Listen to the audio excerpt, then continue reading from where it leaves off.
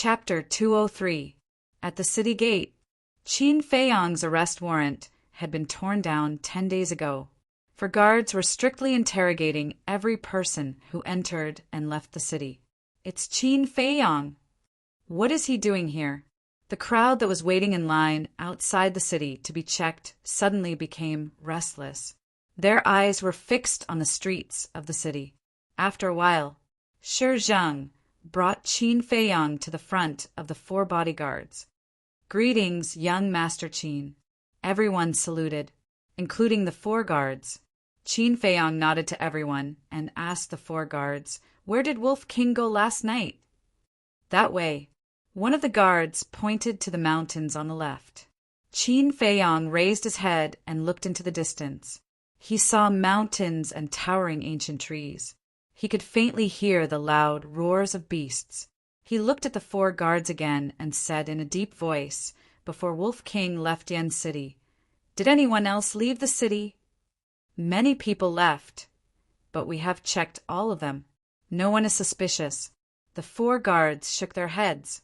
Qin Feiyang looked at the mountains again. His eyes flickered. Suddenly he said, "Elder Shi, I want to go to the mountains."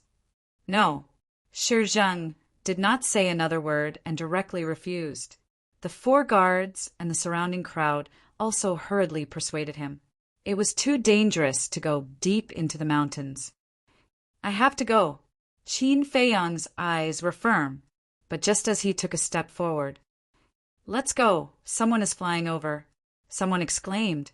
Everyone looked in the direction of the voice and saw a stream of light streaking across the sky, flying towards Yen City. Even before the person arrived, a terrifying aura had already surged toward Zhangxian, covering the entire area. Everyone present felt as if they had fallen into an invincible abyss. An indescribable fear filled their hearts. "It's really flying. Who are they? Why have I never seen them before?" Everyone turned pale with fright. Qin Feiyang also frowned. It was an old person and a young person. The old person was an old woman. Her body was bent. He held an eagle head crutch in his hand. He was wearing a dark green robe, and his face was wrinkled. However, her eyes were like a pair of eagle eyes, emitting a sharp light. The younger one was a young girl, about 15 or 16 years old. Her tall and slender figure was exquisite. Her exquisite face was like a work of art. Her light green dress made her look sweet and elegant. These were 2 unfamiliar faces that had never appeared before. However, what surprised Qin Feiyang was that the green-robed old woman's aura was in no way inferior to Elder Wan's. "Elder Shi, is she the Battle Emperor of Star Moon City?" Qin Feiyang asked in a low voice. He had met all the combat emperors in Yen City. Only the Battle Emperor of Star Moon City was someone he had yet to meet. "No." Elder Shi shook his head. "No." Qin Feiyang was stunned. If she wasn't from Yen City or Star Moon City, then where did this green-robed old lady come from? Shi Zheng added, "I've never seen them before either." "What?" This time, Qin Feiyang was bewildered. Shi Zheng was a 9-star battle king. He knew all the experts in Yen County like the back of his hand. Even he had never seen them before. Could it be that they were some hidden experts? However, looking at their attire, they didn't look simple at all. They didn't look like hidden experts either. Whoosh! An old man and a young man landed in front of the city gate. Bang! At that moment, a terrifying Battle Emperor's aura rushed out of the green-robed old woman's body like a tide, oppressing the crowd with an overwhelming force. Plop! More than half of the people knelt on the ground on the spot. Less than half of the people struggled for a moment before kneeling down as well. Even Shi Zheng's legs couldn't help but tremble. He gritted his teeth and persevered. His face was almost distorted. Did they come with ill intentions? Qin Feiyang frowned, standing steadily in front of the city gate. His legs didn't tremble at all. It was as if he didn't feel the Battle Emperor's aura at all. He had been by the Emperor's side since he was young.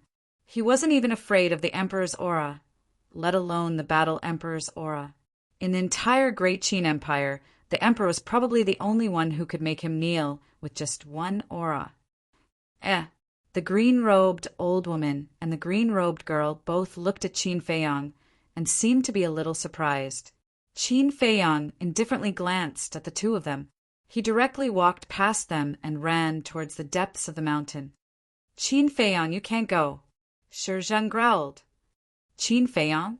The green-robed girl and the green-robed girl were stunned. They turned to look at Qin Feiyang's back with a strange light in their eyes. You, stop right there.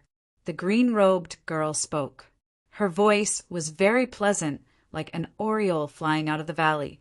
Her voice was clear and elegant. However, her attitude was a little arrogant. What's the matter? Qin Feiyang raised his eyebrows and turned to look at the girl. The green-robed girl said, You're Qin Feiyang, who's been very popular in Yan County recently. Boring. Qin Feiyang turned around. The green-robed girl raised her eyebrows. She seemed to be very uncomfortable with the feeling of being ignored. Princess, don't worry. You'll have to fight with him sooner or later. The green-robed old woman withdrew her aura and said with a hoarse voice. You're right. The green-robed girl nodded. Princess?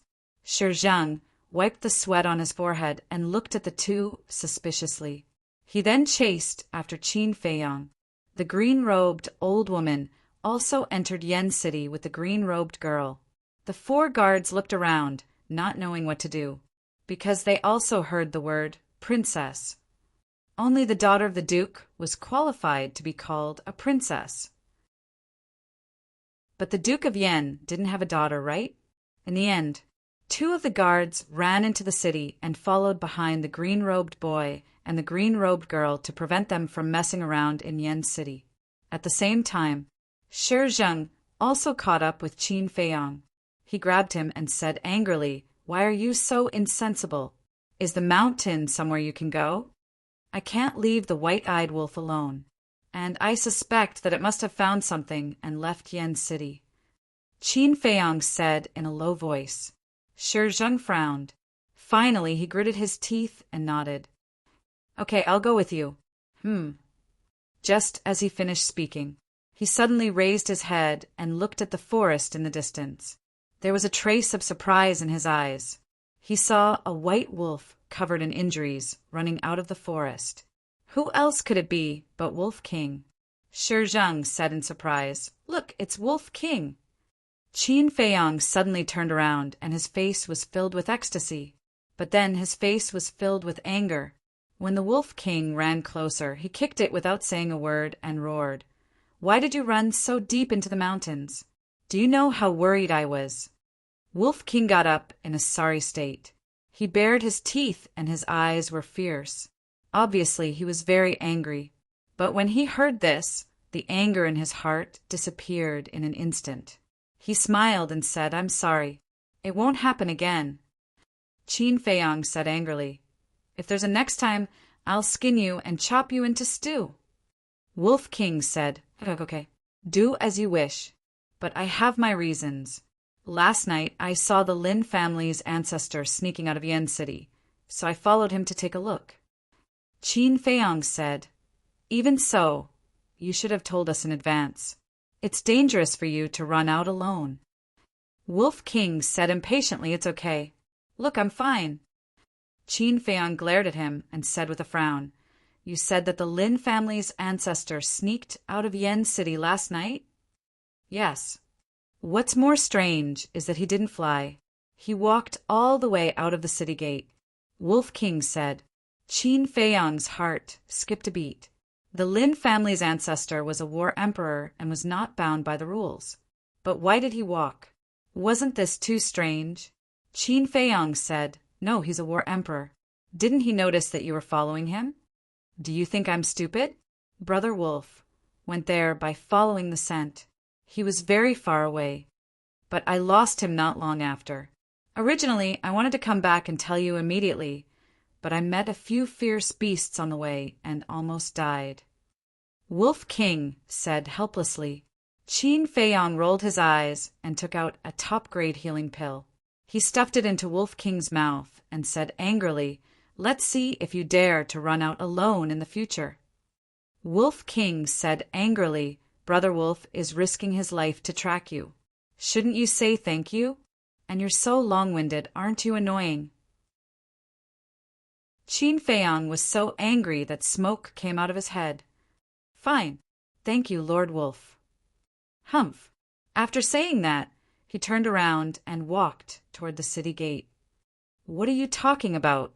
Shi Zheng looked at the man and the wolf in confusion. Qin Feiyong said in a low voice, "I want to go to the Lin family to confirm something." "Go to the Lin family?" Wolf King was shocked. He hurried to catch up with Qin Feiyong and said, "We can't go to the Lin family.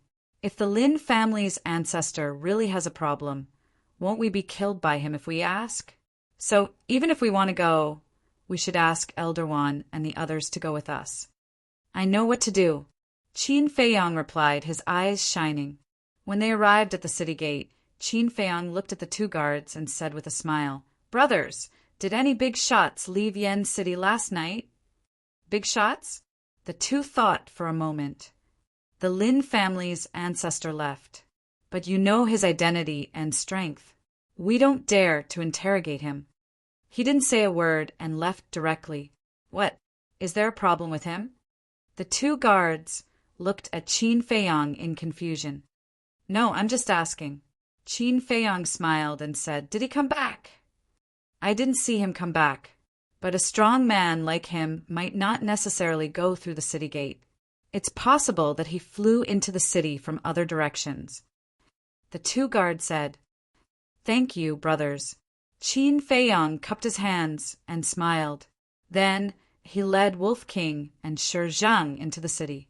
Wolf King said telepathically, "Little Qin Zi, there's something wrong with those guards." "What do you mean?" Qin Feiyong asked calmly. Wolf King said, "Brother Wolf clearly saw them whispering to the Lin family's ancestor for a while last night, but they just said that the Lin family's ancestor didn't say a word. Don't you think it's strange?" "Why would they lie?" Qin Feiyong frowned. 2 hours later, 2 people and 1 wolf arrived at the gate of the Lin family. "Greetings, young Master Qin." The 2 servants guarding the door immediately bowed and saluted. "I have something to see your ancestor. Please inform him." Qin Feiyong cupped his hands and smiled. Chapter 204. Ancestor. The 2 servants were stunned. "Young master, please wait a moment." One of them said respectfully and quickly turned around and ran into the gate. Soon, someone came out, but it was not the ancestor of the Lin family, it was Lin Han. Glancing at the 2 people and the wolf, Lin Han looked coldly at Qin Feiyong and asked, "I heard that you want to see the ancestor? What's the matter?" Qin Feiyong said, "There is a little matter." Lin Han said, "Just tell me if you have something to say." Qin Feiyong's eyes flashed slightly, and he sighed. "That day at the wedding ceremony of the first prince and I did go a little too far. So I specially prepared 2 top-grade red fireglass pills to give to Senior Lin to apologize to him in person." Lin Han was surprised. "Is there something wrong with this person's head?" Qin Feiyong cupped his hands and said, "I'm sincerely here to apologize and take a look at Lin Hua's injuries. If there is anything I can do to make up for it, Patriarch Lin can just say it." The 2 servants looked at each other. Was this still the arrogant and conceited Qin Feiyong? They really wanted to go up and see if Qin Feiyong was wearing a human skin mask on his face. Was it someone else's disguise? Lin Han said, "The ancestor is cultivating and has no time to receive you. If you are really sincere, just give me the top-grade red fireglass pill." This, Qin Feiyong hesitated, but he was thinking in his heart, if the ancestor of the Lin family was cultivating in seclusion, then who was the ancestor of the Lin family that Wolf King saw? Strange. It was really strange. Qin Feiyong's eyes flashed slightly, and he took out the top-grade red fireglass pill that he had prepared and handed it to Lin Han. Lin Han was a little stunned. He actually gave him the pill. Qin Feiyong said with a faint smile, "It's better to squash enmity than keep it alive. I hope that the grudge between us can be written off." Written off? Lin Han immediately glared at him and said, "Bailey is my favorite son. You killed him. This hatred is irreconcilable. How can 2 pills solve it? Since he's not coming back to life, I can only apologize. However, if you think that you can push your luck just because I lowered my head and apologized, then you are gravely mistaken. I just want to make myself feel more at ease. I'm not really afraid of your Lin family. That's all I have to say. Family head Lin, whether we're friends or foes in the future, it's all up to you." Qin Feiyong said, "To deal with such people, one had to use both the carrot and the stick. Otherwise, he might think that you're afraid of him if you use soft tactics." Lin Han clenched his fists, his expression dark. Sincerity, he was indeed sincere. However, this kind of attitude made him very unhappy. He, at this moment, accompanied by a faint laugh, a red-haired old man walked out. It was the Lin family's patriarch. "He's really here." Qin Feiyong's mind was in a mess. The Lin family's patriarch smiled and said, "Lin Han, little brother Qin, is already so sincere. Yet you're still harping on the past. Don't you think that our Lin family is too petty?" But Lin Han frowned. "All right, don't say anything else." The Lin family's patriarch waved his hand, looked at Qin Feiyong, and said with a smile, "I'll make the decision. From now on, the grudges between us are severed." Qin Feiyong said with a smile, "Senior Lin is indeed an open-minded and magnanimous person. Lin Han, hurry up and accept it." The Lin family's patriarch said unhappily, "Yes." Lin Han responded respectfully and took the 2 supreme-grade red fire-colored glass pills. The Lin family's patriarch said, "Little brother, why don't you have a seat inside? Since the grudges have been resolved, I won't disturb you any more. Goodbye." Qin Feiyong cupped his hands and said, "In that case, I won't force you to stay. Take care I won't see you out." The Lin family's patriarch said with a smile. Qin Feiyong turned around and strode away. Wolf King and Shi Zheng hurriedly followed. "You actually took the initiative to apologize? What kind of wind is blowing today?" Shi Zheng also looked at Qin Feiyong in disbelief. This was simply a dream. When did this man become so low-key? Qin Feiyong didn't seem to hear it. He lowered his head and frowned tightly. A moment later, he asked, "White-eyed Wolf, are you sure it was the Lin family's patriarch you saw last night?" Wolf King said angrily, "You're talking nonsense. Brother Wolf is not blind. Besides, didn't those guards also see it?" Qin Feiyong said, "Then why was the Lin family's patriarch at home?" Wolf King said, "Maybe he has already come back? Is that really the case?" Qin Feiyong frowned, feeling that something was wrong. Moreover, why did those 4 guards lie? Wolf King suddenly said, "Little Qin Zi, do you think it's possible that the Lin family's patriarch that Brother Wolf saw last night was impersonated by someone else?" Impersonation. Qin Feiyong's eyes trembled. Yes. Why didn't he think of it? Qin Feiyong patted Shi Zheng on the shoulder and said with a faint smile, "Elder, let me invite you to the Flying Phoenix house for a drink." Drink? Shi Zheng was stunned and became more and more confused. What was this kid trying to do? More than 2 hours later, 2 people and a wolf came to the Flying Phoenix house, ordered a few dishes and 2 pots of good wine, sat in a private room and chatted until late at night. Qin Feiyong put down the wine glass and said with a smile, "Elder, I'm going to do something. Wait for me here." "What's the matter?" Shi Zheng frowned. Right now, he really wanted to pry open Qin Feiyong's head and take a look at what was inside. He had been mysterious all day. Qin Feiyong said, "Wait for me to come back. White-eyed Wolf, let's go." Before Shi Zheng could react, a man and a wolf had already left the private room. There was no one on the street. Wolf King glanced around and said suspiciously, "Little Qin, are we going to the city gate?" "Yes." Qin Feiyong nodded. Soon, the city gate came into their sight. "Sure." Qin Feiyong made a gesture to Wolf King to keep quiet. Then, a man and a wolf quietly came to the city gate, but did not go out. They hid behind the city gate and looked at the 4 guards outside. A moment later, Qin Feiyong led Wolf King into the castle. "Little Qin, what are you doing?" Wolf King was puzzled. "Waiting for the hare to come," Qin Feiyong said. "Will this work?" Wolf King asked. If the ancestor of the Lin family last night was really someone else in disguise, then he should come back. Qin Feiyong said with uncertainty. "How long do we have to wait?" After Wolf King said that, he laughed and said, "Why don't you wait here, and Brother Wolf will drink with Shizheng." Qin Feiyong's veins suddenly jumped, and he said angrily, "You are a wolf. Why do you want to drink? I tell you, don't even think about it. If he doesn't come back tonight, we will continue to wait until he appears."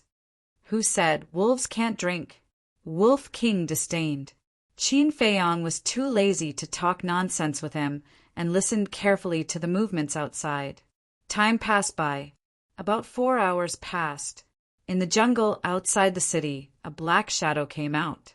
It was the ancestor of the Lin family. He was very fast, and in a few blinks of an eye he came to the city gate. "Greetings, Lord Lin." The 4 guards bowed and saluted. Yes, the ancestor of the Lin family nodded. "He's here." Qin Feiyong's eyes lit up. Now he could finally confirm that this ancestor of the Lin family was a fake. Brother Wolf is getting sleepy from waiting. Wolf King yawned at the side, looking listless. Outside, one of the guards asked doubtfully, "Lord Lin, where have you been all day? Why are you only back now?" The ancestor of the Lin family smiled and said, "I went to take care of some personal matters." Finished. He was about to enter the city. The guard hurriedly said, "Lord Lin, can you reconsider the matter that we asked you for last night?" The ancestor of the Lin family frowned and said, "Isn't it good to be here?" "What's good about it? I'm so busy every day that I don't even have time to cultivate." "Lord Lin, please help us." The 4 guards looked at him pleadingly.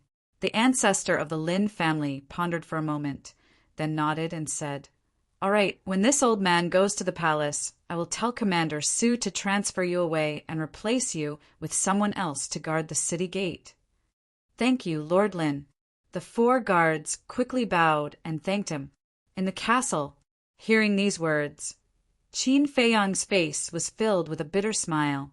This was the reason why the 4 of them lied.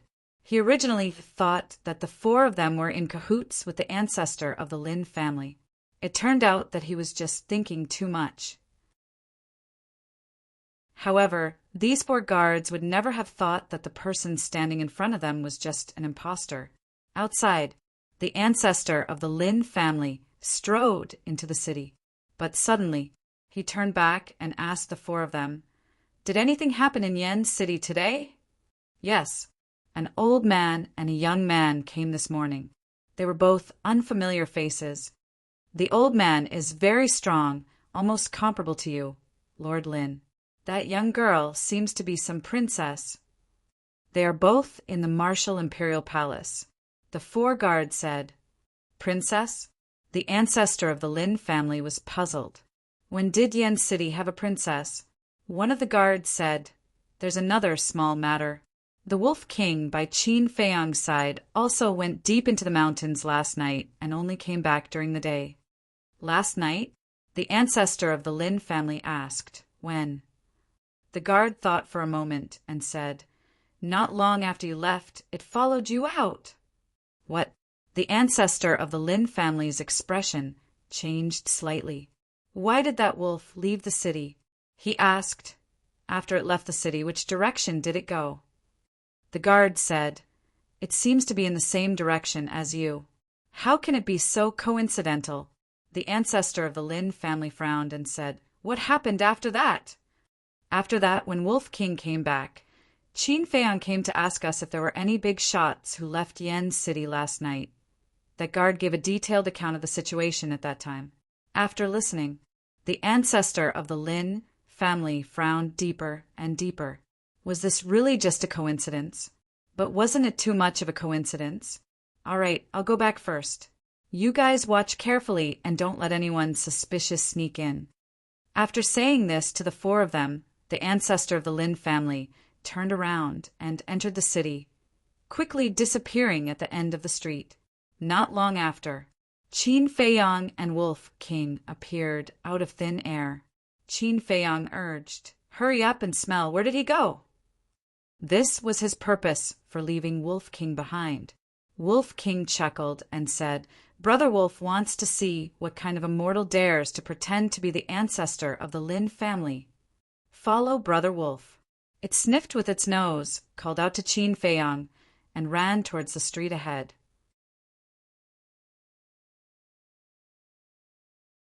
Chapter 205. After tracking for a while, Wolf King suddenly said, "Little Qinzi, the other party's speed is too fast, and the smell is about to dissipate." "So fast?" Qin Feiyang was surprised. Wolf King said, according to Brother Wolf's speculation, that person's speed is faster than Shi Zheng's. What? Qin Feiyang turned pale with fright. Shi Zheng is a 9-star battle king. If he is faster than Shi Zheng, isn't he a battle emperor? No. I have to think of a way quickly.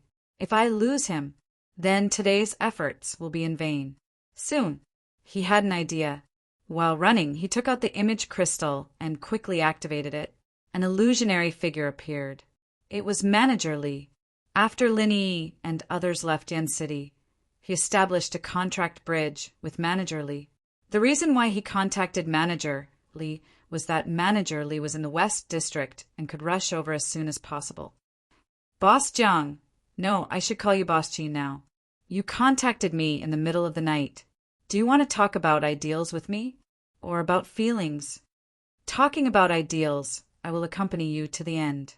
But if you want to talk about feelings, I am really powerless. Go find your little beauties." Manager Li teased. Qin Feiyang's face twitched, and he said, "I am not in the mood to talk nonsense with you now. I am on the main road of the West District now. Come and help me. Remember to restrain your breath." "You are in the West District?"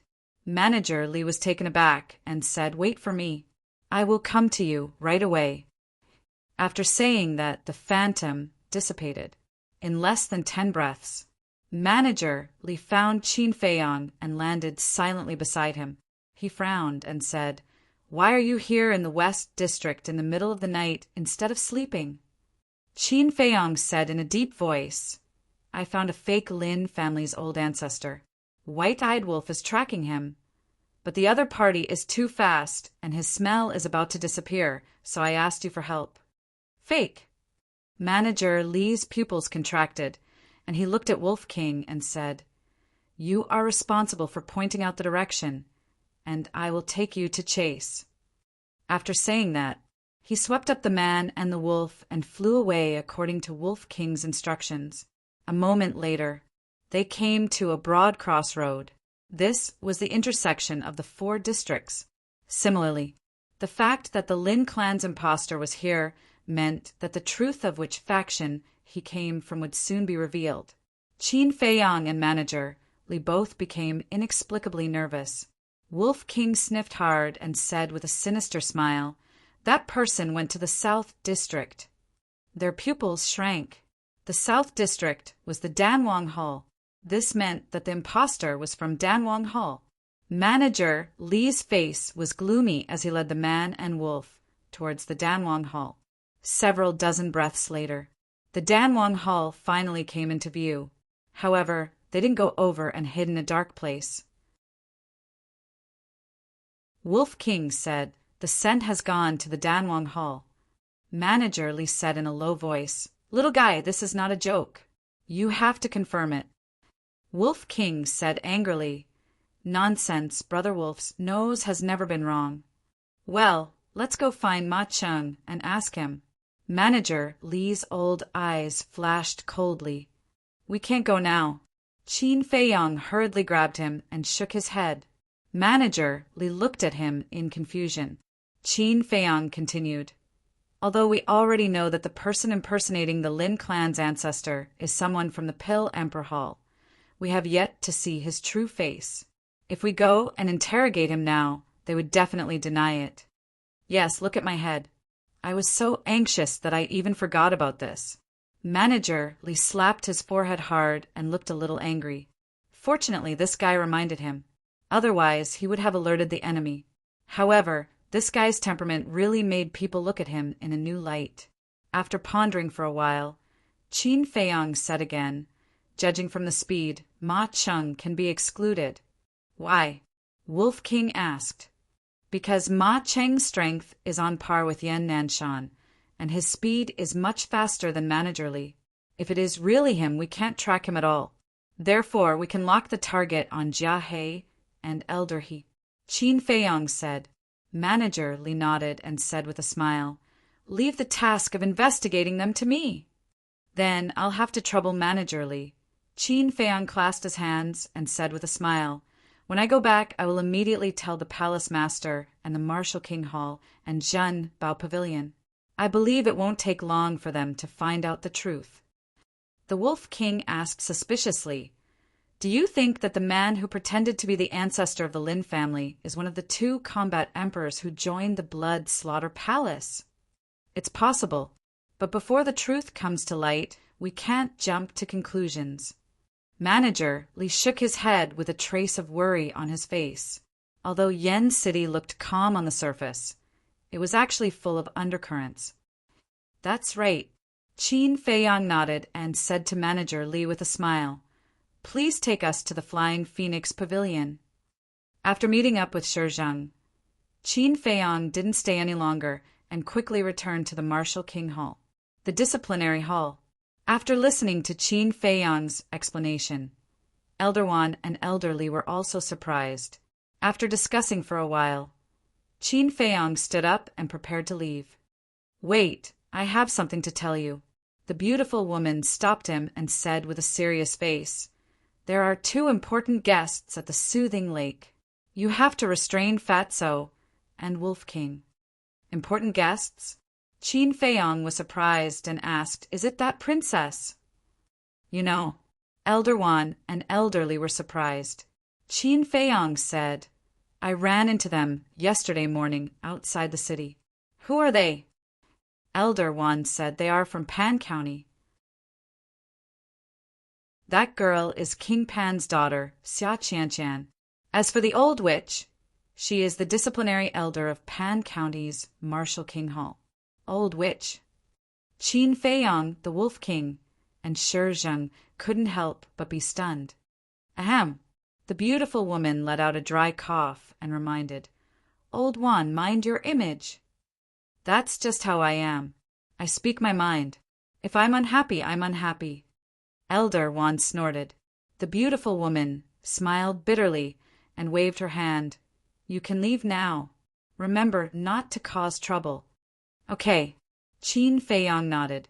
After they left the disciplinary hall, Shi Zheng shook his head and said, It seems that those 2 are not guests of Yan County.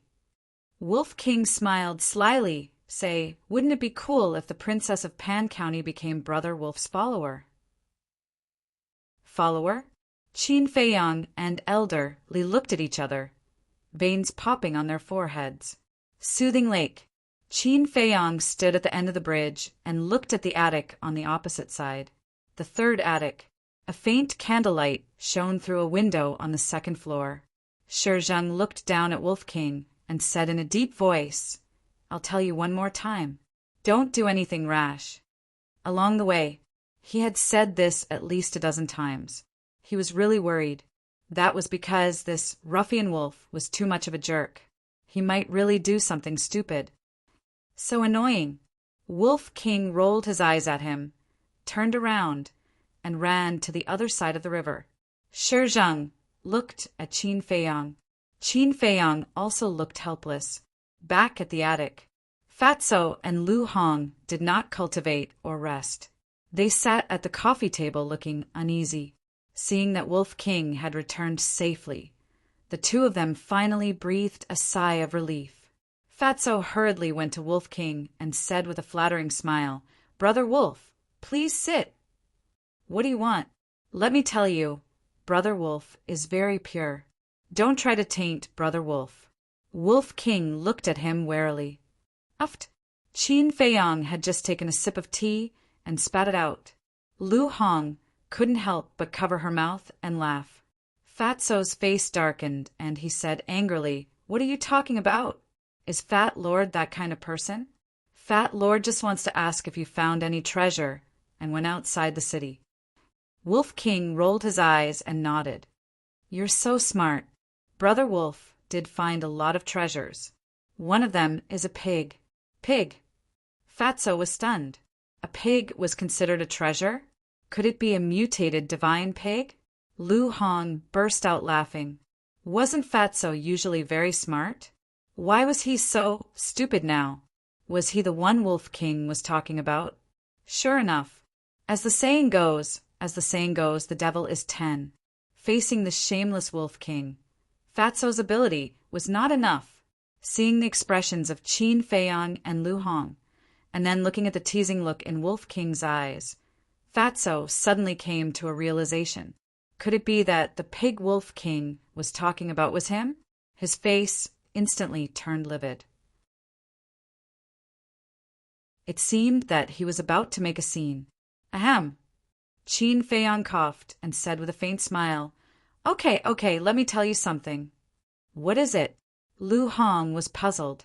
Fatso sat on the chair and stared at Wolf King. Qin Feiyong told him about the fake ancestor of the Lin family. "There's such a thing?" Fatso's eyes widened, full of disbelief. It turned out that Wolf King did not run out of the city because he wanted to play. Lu Hong said, "This is a breakthrough." After spending so much time with Qin Feiyong and the others, her mind was also more flexible than before. Qin Feiyong said, "So for the next period of time, don't leave the martial imperial hall. The plan to capture Yi has failed. I'm worried that the people of the Blood Slaughter Palace may attack you again. I've just settled the grudges with the major forces, and now the Blood Slaughter Palace comes out. There's really no end to it." Lu Hong sighed deeply and asked, "Should we continue to distribute the pills?" Fatso said with heartache, "Fat Lord thinks that there's no need to distribute them. After all, it's all money." "No." Qin Feiyong shook his head decisively and said, "If we stop the distribution now, it's tantamount to burning the bridge after crossing the river. I can't do that. Continue to distribute the pills. Anyway, healing pills and bone replenishing pills are not worth much." Fatso frowned and said helplessly, "Do as you wish." Qin Feiyong asked, "Have you seen the Princess of Pan County?" "Yes." Lu Hong nodded and looked at Qin Feiyong suspiciously. She said, "She came to you several times. She seems to be very interested in you. Did you provoke her?" "Provoke her?" Qin Feiyong was stunned and shook his head. "No, I just saw her once outside the city." "Bro, is Fat Lord going to have another sister-in-law?" "Fat Lord, do the math. 1 for Fengling'er, 1 for Luo Qingzhu, 1 for Lin Yi. If you count Zhao Shuang'er and the Pan County Princess, there will be 5. Oh my God, bro, your charm is going to defy the heavens." The fatty made an extremely exaggerated expression as he exclaimed in shock, "Get lost." Qin Feiyong glared at Fatso. "I really don't understand what's in this bastard's mind."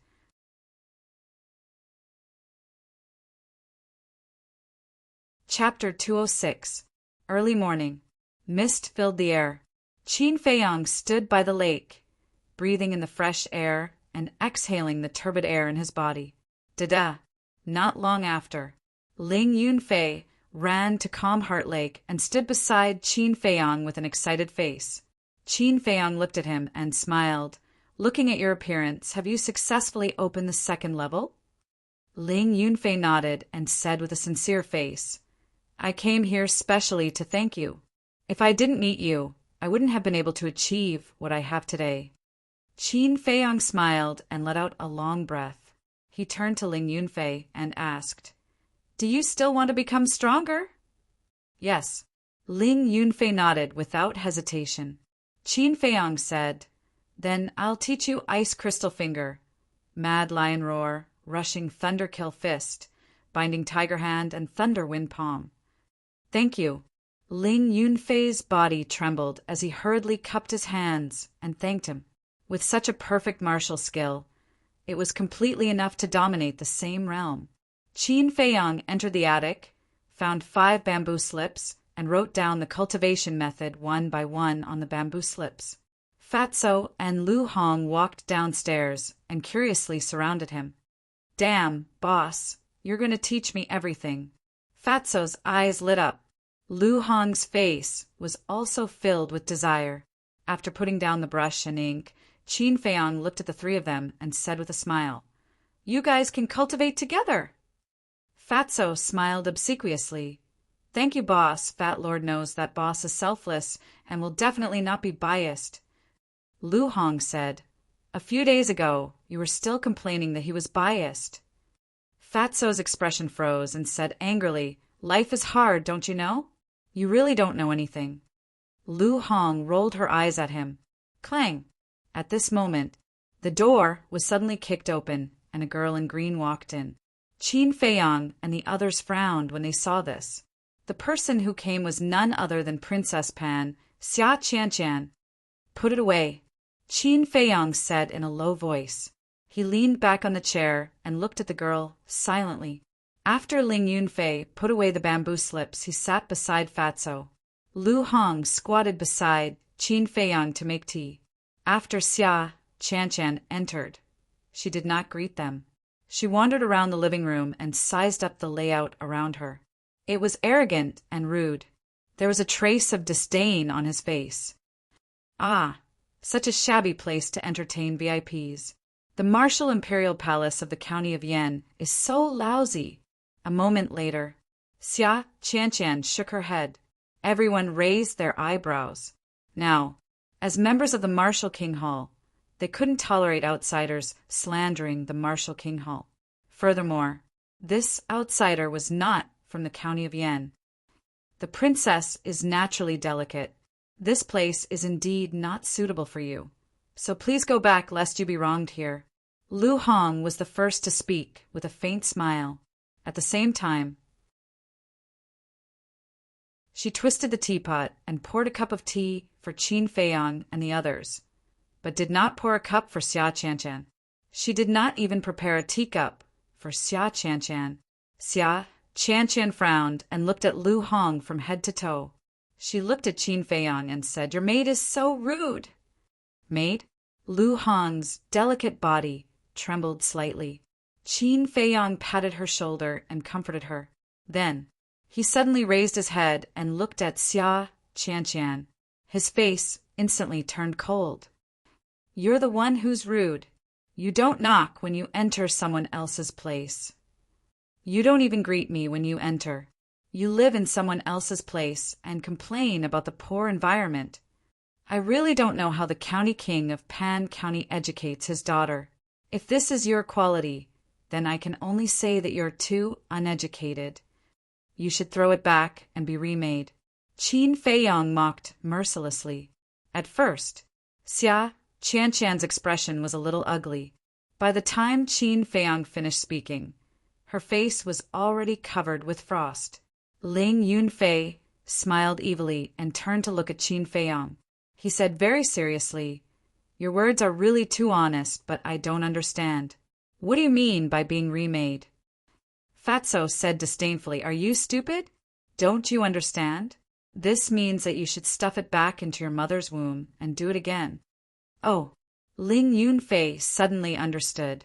Hearing this conversation and looking at the expressions of the 4 people, Xia Qianqian was so angry that her body trembled. "Howl!" At this moment, Wolf King howled and ran down the stairs excitedly. It glanced at Xia Qianqian, turned around, jumped up and landed on the chair beside it.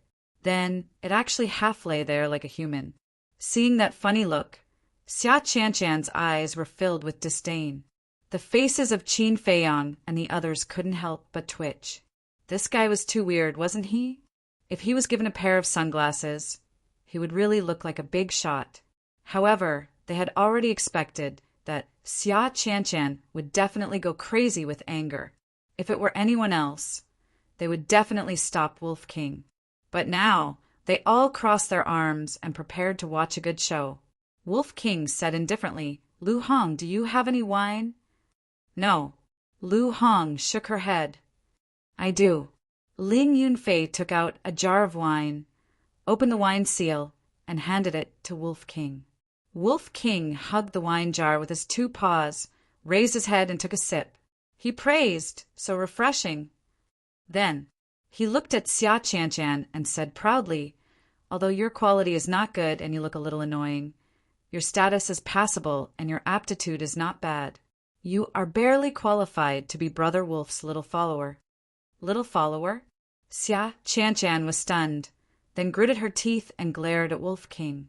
Qin Feiyang and the other 3 were holding back their faces red. It seemed that no one deserved a beating more than it.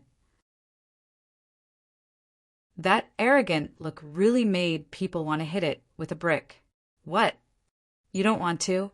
It's a supreme honor to be Brother Wolf's little follower. Let me tell you, if you miss today, even if you strip in front of Brother Wolf in the future, Brother Wolf won't take you in. Wolf King said coldly and arrogantly. Strip? Qin Feiyang and the other 3 looked at each other. Wolf King's method of insulting people was indeed extraordinary. This time, Xia Qianshan would explode with anger. As expected. "You scoundrel wolf, this princess will skin you alive today." She was like a crazy tigress, her aura erupting as she bared her fangs and brandished her claws towards Wolf King. "So it's just a 9-star martial master," Qin Feiyang whispered. Xia Qianshan's age seemed to be about the same as his, maybe a little younger. However, she had lived in the royal family since she was young, and her starting point was many times higher than others. Now, she was only a 9-star martial master. Qin Feiyang used his mind to send a sound transmission and warned, "White-eyed wolf, be gentle. Don't really kill her." Haha. Wolf King laughed sinisterly and suddenly jumped up, sweeping past Xia Qianshan's head. However, his tail fiercely slapped Xia Qianshan's left face. Bam! A bright red mark appeared on the ground. "Ah!" Xia Qianshan screamed in pain. Then, she touched her burning left face, and an uncontrollable anger rose in her heart. She was the princess of Pan County, a priceless body. Even her father had not beaten her, but now she was being slapped in the face by a wolf? She could not endure this kind of humiliation. "Grandma Hua!" she suddenly screamed. The old woman in green robes rushed into the living room like a bolt of lightning. Xia Qianshan immediately ran in front of her, pointed at Qin Feiyang and the others, and said angrily, "They bullied me and that wolf even hit me. Look at my face. Grandma Hua, I want you to kill them." "Kill?" Qin Feiyang's gaze turned cold. He thought that this woman was just being willful, but he didn't expect that her heart was still so vicious. When the old woman in green saw the mark on Xia Qianshan's face, a terrifying cold light burst out from her eyes. She shouted, "Who did it?" "Me." Qin Feiyang stood up without hesitation and looked at her coldly. Xia Qianshan said, "It's not him, it's that wolf." "You're courting death." The old woman in green waved her hand, and a resplendent battle chi shot towards Wolf King. "Fuck, she really wants to kill." Wolf King's expression changed, and he hurriedly moved to the side. With a bang, a deep pit was blasted out of the ground. Pieces of gravel shot up into the air. Qin Feiyang's group of 4 and Wolf King were all hit by the gravel. Their skin and flesh were lacerated, and blood gushed out. "What's going on?" At this moment, Shi Zhang rushed in. When he saw the situation of Qin Feiyang and the others, he was immediately furious. He shouted at the old woman in green. "What are you doing? Where do you think this is? How can you do whatever you want?" "I'm doing whatever I want." The old woman in green smiled coldly. With a wave of her hand, 3 streams of battle qi shot toward Shi Zhang. Shi Zhang dodged too. The 3rd stream of battle qi pierced through his right shoulder. His entire body was sent flying. Blood spurted out from the wound. "You old witch! You actually want to kill Elder Shi." Fatso gritted his teeth and cracked his eyes. Lu Hong's face was also covered in frost. Ever since they came to the martial imperial palace, other than Elder Wan and the beautiful woman, Shi Zhang had treated them the best. All along, they all respected Shi Zhang. At this moment, seeing that Shi Zhang was seriously injured, a strong killing intent surged out from their hearts. Wolf King shouted, "A wolf will take responsibility for his own actions. If there's anything, come at your Grandpa Wolf. Don't hurt the innocent." "All right, I'll fulfill your wish." The old woman in green flickered with a cold light as she took a step forward and landed in front of Wolf King. Her skinny hand slapped towards Wolf King's head.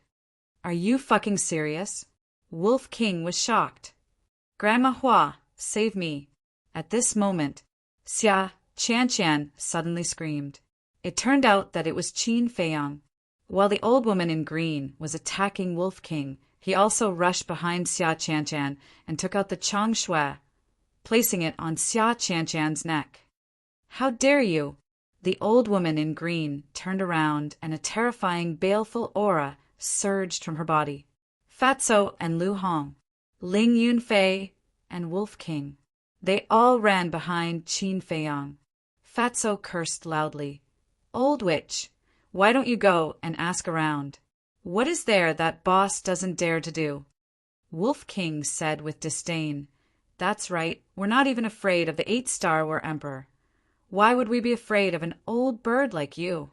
The old woman in green clenched her fists and said sinisterly, "If you dare to harm a single hair on her head, I will make you regret coming to this world. Even Yan Nanshan won't be able to protect you." "So awesome? Does your mother know?" Qin Feiyang sneered. "Little Qin Zi, her mother is already in the coffin. How would she know?" Wolf King chuckled. "That's true."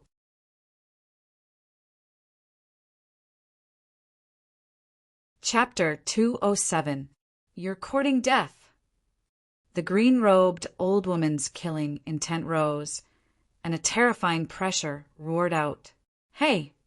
Qin Feiyang grinned, and with a slight force of his arm, a bloody mark immediately appeared on Xia Qian's neck. Xia Qian also screamed on the spot. Her face was full of fear. Seeing this, the green-robed old woman trembled and hurriedly withdrew her pressure. "Try moving again." Qin Feiyang revealed a mouthful of white teeth. "Do you know what you're doing?" "Do you know who she is?" the green-robed old woman said gloomily. Wolf King said disdainfully, "Teske, isn't she just the princess of Pan County? What's so great about her? We even dared to mess up the wedding of the first prince of Yan County, let alone you 2 outsiders. If you don't want her to die, then stand there obediently and don't move." Fatso rubbed his wrist as he sneakily walked towards the green-robed old woman. "What do you want?" the green-robed old woman said in a deep voice. "What do I want? Of course, I want to seek justice for Elder Shi." Fatso walked up, raised his hand, and slapped the green-robed old woman. The green-robed old woman was about to make a move. "Don't you dare move." Qin Feiyang sneered and used a little more force. The wound on Xia Qian's neck deepened. Xia Qian's face turned pale and she screamed repeatedly. The green-robed old woman was shocked. Slap. Fatso slapped her face. A palm print immediately appeared on the green-robed old woman's wrinkled face. The green-robed old woman was stunned. He actually dared to slap her? "It hurts. This slap is a loss." Fatso took the opportunity to quickly retreat. and while shaking his hand, he complained. Qin Feiyang and the others glared at Fatso fiercely. Could he not be funny at this time? Boom! The green-robed old woman also suddenly raised her head, and her aura erupted. The entire pavilion was torn apart on the spot with a loud bang. After hitting her, he still complained that his hand hurt? This was really unbearable. This scene, Elder Wan and the beautiful woman happened to see him. I knew something bad would happen. We shouldn't have let them stay in the soothing lake last night. Both of them looked vexed. Shi Zhang, who was half kneeling by the lake, was both touched and worried. If it was any other young man, they would have long since knelt before the green-robed old woman and begged for mercy. Why would they care if he was injured or not?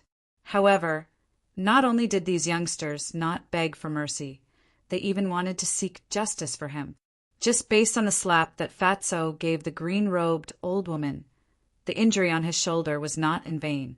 However, the green-robed old woman was a combat emperor after all. She was also the law-enforcing elder of the Martial King Palace in the Pan County. Offending such an important person would definitely bring about endless troubles in the future. Therefore, he was worried for them. However, when he saw Elder Wan and the other person, he secretly heaved a sigh of relief. Swish! Elder Wan and the beautiful woman landed beside Qin Feiyang's group at the same time. Are you done fooling around? Why aren't you releasing Princess Xia? The two of them shouted. What a bunch of troublesome little bastards. Qin Feiyang pursed his lips and took back the changshui. Xia, Qian immediately fled and hid behind the green-robed old woman. Her body was trembling and her face was deathly pale. It was obvious. Too frightened. With Grandma Hua here, it's fine. The green-robed old woman turned around and hugged her in her arms. After comforting her with a few words, she looked at Elder Wan and the other person and said coldly, You must give this old man a satisfactory explanation. Elder Wan shouted, Qin Feiyang, why did you threaten Princess Xia? Qin Feiyang said, That old witch wanted to kill the white-eyed wolf, so this disciple had no choice. Elder Wan's face twitched as he glared at him fiercely, as if to say, Old witch, how can you call her that? Didn't you also call her old witch? Qin Feiyang muttered in dissatisfaction. Lower your voice. Are you afraid that she won't be able to hear you? Elder Wan's face darkened as he said angrily in Qin Feiyang's ear. Qin Feiyang pursed his lips and said, I'm already very quiet. Besides, aren't you a straightforward person? What are you afraid of? Elder Wan was a little embarrassed and asked again, Then why did she want to kill Wolf King? Why are you asking so many questions? Aren't you annoying? Brother Wolf will tell you. Wolf King told him in detail. Fatty added a few more sentences to add fuel to the fire. Hearing this, Elder Wan and the beautiful woman's faces suddenly became extremely ugly as they looked at the green-robed old woman and the other person in unison. My martial imperial hall is indeed shabby and can't accommodate two great Buddhas like you. You'd better find another place to stay. The beautiful woman said lightly.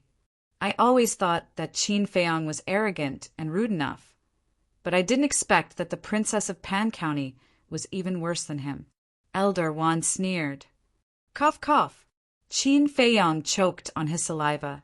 He couldn't think of when he was arrogant and rude. Indeed, his attitude towards some people was very arrogant, but those people were not worthy of respect. Wasn't he always courteous to people worthy of respect? The green-robed old woman also frowned and looked down at the girl in her arms.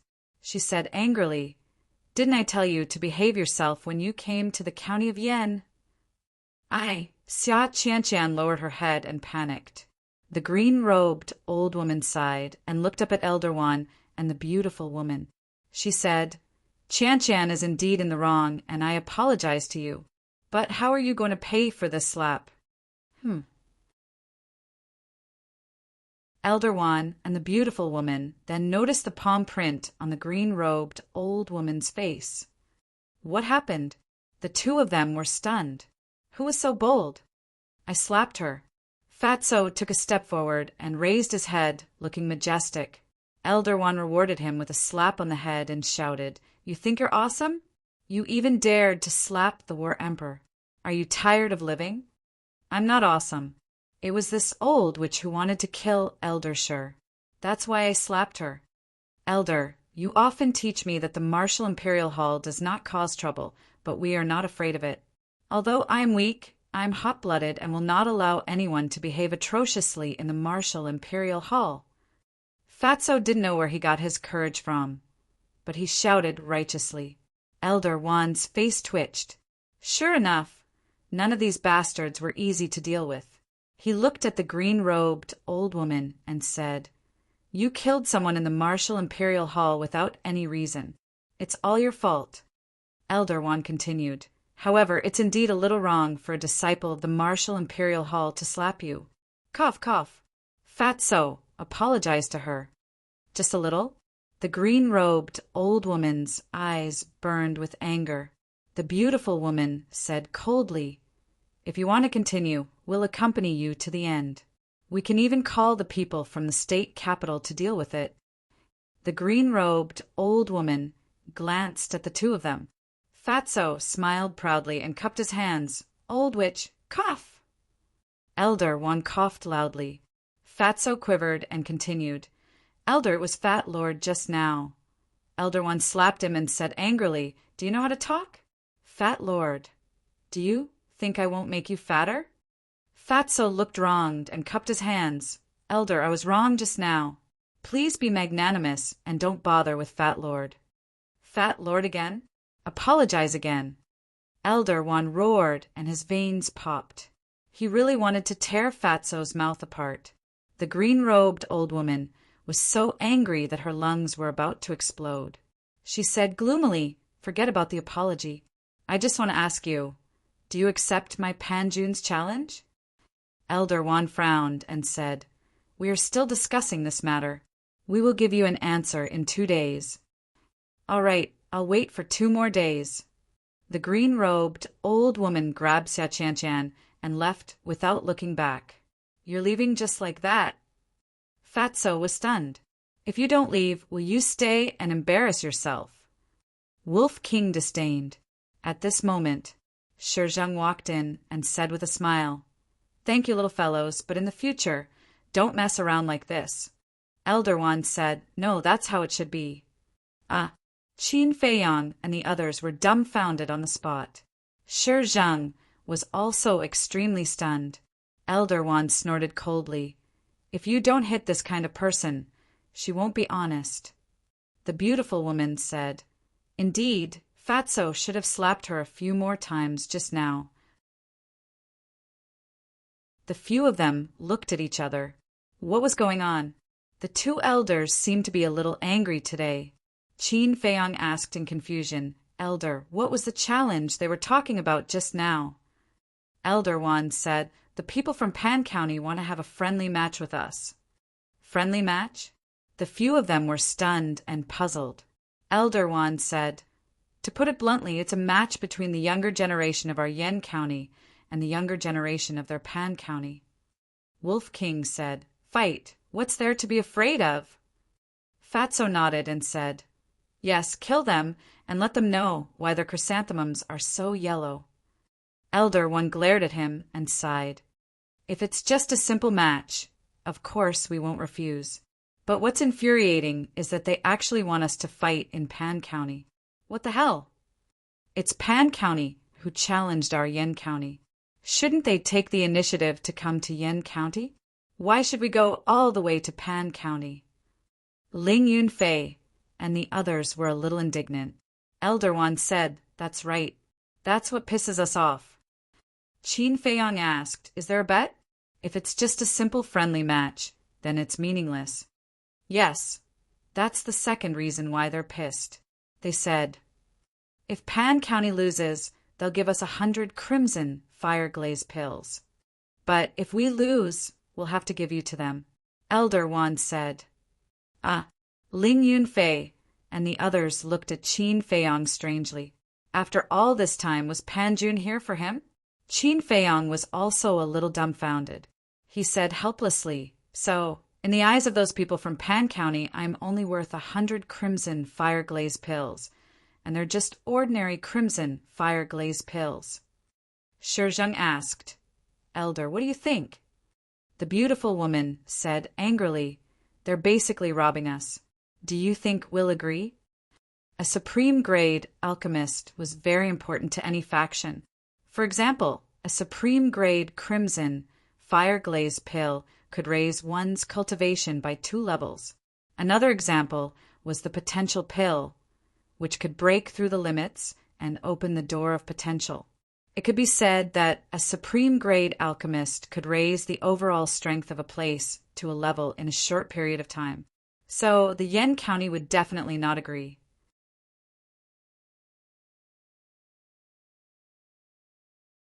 Chapter 208. Elder Wan looked at Qin Feiyong and asked, "What do you think? Should we agree?" Qin Feiyong smiled and said, "I'm a disciple of the Martial Imperial Hall now. I'll do whatever you decide." The woman said, "But didn't you say you have to mourn? You can't leave the county of Yan?" Ahem. Qin Feiyong choked, but a cold light flashed in his eyes. He smiled faintly and said, "For the honor of the county of Yan, I believe my father won't blame me." Elder Wan and Elder Wan looked at each other suspiciously, but they didn't ask. "One more thing.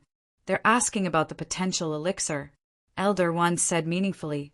Then the woman turned into a ray of light and flew away. Potential elixir. Qin Feiyong's eyes flashed.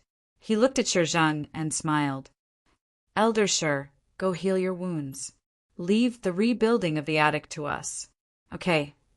Shi Zheng nodded and returned to the balcony of the attic. He took a healing elixir and closed his eyes to heal his wounds. Fatso asked, "Boss, is your father really dead?" Wolf King rolled his eyes at Fatso and said, "If little Qin Zi's father is dead, the entire Great Qin Empire will be shaken." "Is it that serious?" Ling Yunfei and the other two looked at each other. Fatso went up to Wolf King and smiled obsequiously. "Brother Wolf, do you know who Boss's father is?" "None of your business." Wolf King glared at him and ran toward the wooden bridge. "Where are you going?" Qin Feiyong shouted. "To find some wine," the Wolf King said without looking back, and quickly disappeared from their line of sight. Qin Feiyong's face darkened. This ruffian wolf really doesn't know when to stop. He looked at Fatso and said, "Give me the herbs for the potential elixir." After getting the herbs, Qin Feiyong went straight to the castle. Fatso pursed his lips and said, "Boss is willing to tell Brother Wolf his identity, but not us. Obviously, he doesn't trust us." "What are you talking about?" Lu Hong furrowed her brows and said angrily, "If he didn't trust you, would he let you manage the herbs?" Ling Yunfei nodded and said, "Lu Hong is right. It's not that he doesn't trust us. It's just that he doesn't want to remember his past." "Why?" Fatso was puzzled. Ling Yunfei said, "I don't know either. But last time, after we escaped from the Eagle Claw Peak, I mentioned his father when chatting with him. But he seems to be very sensitive about his father." "Sensitive?" Fatso and Lu Hong looked at each other, their eyes full of bewilderment. Ling Yunfei smiled and said, "All right, don't think about it. When the time is right, he will naturally tell us. Quickly help to build the loft." "Wait, before that, there's one more thing that needs to be dealt with." Fatso laughed sinisterly and took out the image crystal. Amidst the radiance, Steward Li's figure appeared. "Fatso, what are you doing? Is Boss Qin looking for some herbs again?" Manager Li asked with a smile. "You're thinking too much." "Today, Fat Lord is not looking for you to buy herbs. He wants you to do him a favor," Fatso said with a sinister smile. Manager Li rolled his eyes and said disdainfully, "Looking at your treacherous face, it's Definitely not something good. Say it. Fatso said, You know about the two people in Pan County, right? Manager Lee nodded. If they go to the treasure pavilion, don't see them, let alone say anything. Fatso said with a smile. What, did they offend Boss Chin? Manager Lee was surprised. What do you think? Fatso asked back. All right, since Boss Chin has spoken, how can this old man not listen? Is there anything else? If there's nothing else, this old man will go back to work. Manager Lee said. Thank you very much. After Fatso finished speaking, he turned off the image crystal. At the same time, Flying Phoenix House, in a private room. Chan, why are you so insensible? I told you repeatedly not to provoke that Qin Feiyang. Why didn't you listen? I originally wanted to ask him for a potential pill to help you open the first level of the door of potential. Isn't there no hope now? The green-robed old woman said angrily. Xia Chan said aggrievedly, I didn't offend him that much. Then you call that not much? The green-robed old woman shook her head helplessly and sighed. Your young lady's temper works on others, but it won't work on Qin Feiyang. Grandma Hua, can you not boost others' morale and destroy our own prestige? Xia Chan complained unhappily. You still haven't grown up. You can't see the situation clearly. The green-robed old woman sighed. Although Xia Chan was the princess of Pan County, and her talent was not bad, compared to Qin Feiyang, she was too far away. Take the state government, for example. They would send an invitation to Qin Feiyang, but they would definitely not send an invitation to Xia Chan. But this kid is too arrogant. If there's a chance in the future, we'll have to teach him a lesson. The green-robed old woman's eyes flashed coldly. That's easy, as long as Yen County agrees to our challenge. With the power of Pan County, we'll definitely make them suffer a crushing defeat. When that time comes, I'll make Qin Feiyang work like a horse for me and listen to my orders for the rest of his life. Xia Chan said resentfully. The green-robed old woman shook her head and said, I'm just afraid that the big shots of Yen County won't agree to this challenge. Don't run around. I'm going to Treasure Pavilion. Why are you going to Treasure Pavilion? Xia Chan asked hurriedly. Isn't it to find the potential pill for you? The green-robed old woman got up and walked out of the pavilion quickly. When she passed by the lobby, a conversation attracted her attention. She stopped and listened silently. Brother, do you know? Qin Feiyang used to sit in the seat you're sitting in now. Really? Then I'm really lucky. Maybe one day I'll be like him and become a well-known big shot. In your dreams. Not only is young Master Qin a supreme-grade alchemist, but he also opened the legendary door of potential, and it's the second level. With your ability, you want to be like him? Most importantly, he's a good person. I'm just saying. A few middle-aged men were talking. The green-robed old woman's eyes flashed and walked over with a smile. She cupped her hands and said, Friends, can you tell me about Qin Feiyang's deeds? In an instant, the diners in the lobby all looked at the green-robed old woman in unison. Their eyes were very strange. Is there a problem? The green-robed old woman was puzzled and a little uncomfortable. Young Master Qin's glorious deeds have long been known by everyone. You actually don't know. Are you from our Yen city? The two burly men frowned.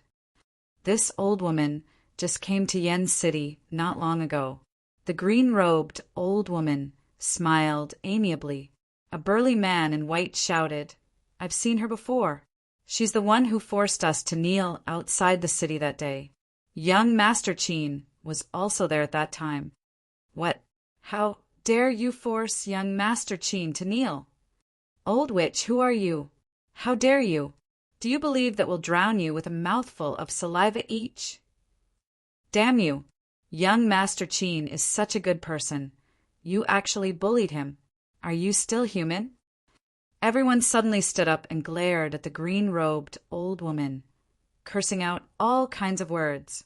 Even her 18 generations of ancestors were not spared. The green-robed old woman's face was a little ugly. She never thought that just because of a small matter, it would actually cause public anger. It seemed that this Qin Feiyang was not only a monster, but also a person who was deeply loved. Filled with anger and helplessness, she tactfully left. At the precious treasure pavilion, as soon as the green-robed old woman walked in, all the staff looked at her strangely. "What's going on?" The green-robed old woman mumbled to herself. She walked in front of one of the staff and smiled. "May I know if your manager is here?" The staff said, "The manager is not here, and the precious treasure pavilion does not welcome you. Please leave." The green-robed old woman raised her eyebrows and said angrily, "What do you mean by this? The precious treasure pavilion is open for business. How can you chase a customer out?" The staff said, "We have no choice. This is the order from above. Please leave. This is too much." The green-robed old woman waved her sleeves and walked out angrily. How dare she offend young Master Qin? Doesn't she know that by offending young Master Qin, she's going against the entire Yen city? I really don't know where the city it came from. Before the green-robed old woman walked out of the precious treasure pavilion, the staff and customers could not help but whisper. Hearing these whispers, the green-robed old woman's eyes darkened. What did Qin Feiyang do? Why are there so many people helping him?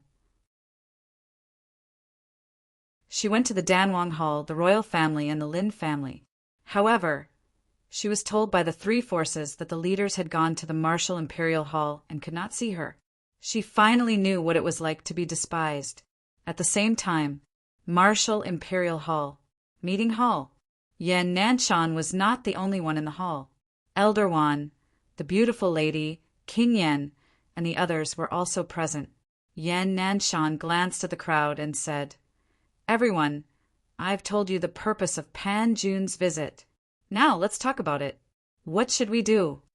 The matter between Zui An and the Blood Slaughter Palace has not been settled. I think we should ignore them for now." King Yan was the first to speak. Stewardly shook his head and said, "I disagree. Pan Jun's attitude is too arrogant. If we don't teach them a lesson, they won't know what's good for them."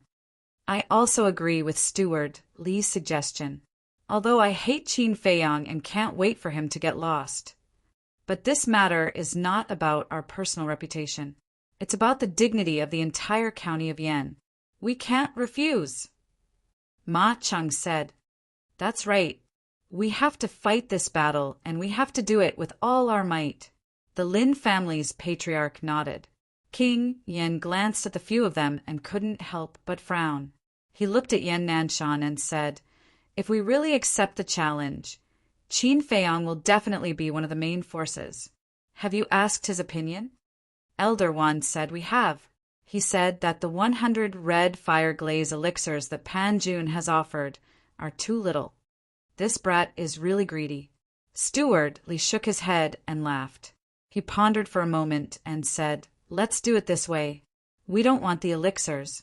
We want 100 sets of red fire glaze elixirs and 20 sets of potential elixirs." Hearing this, everyone's eyes lit up. King Yan laughed and said, "If Pan Jun agrees to this condition, I have no objections. But if we win, how are we going to distribute the spoils?"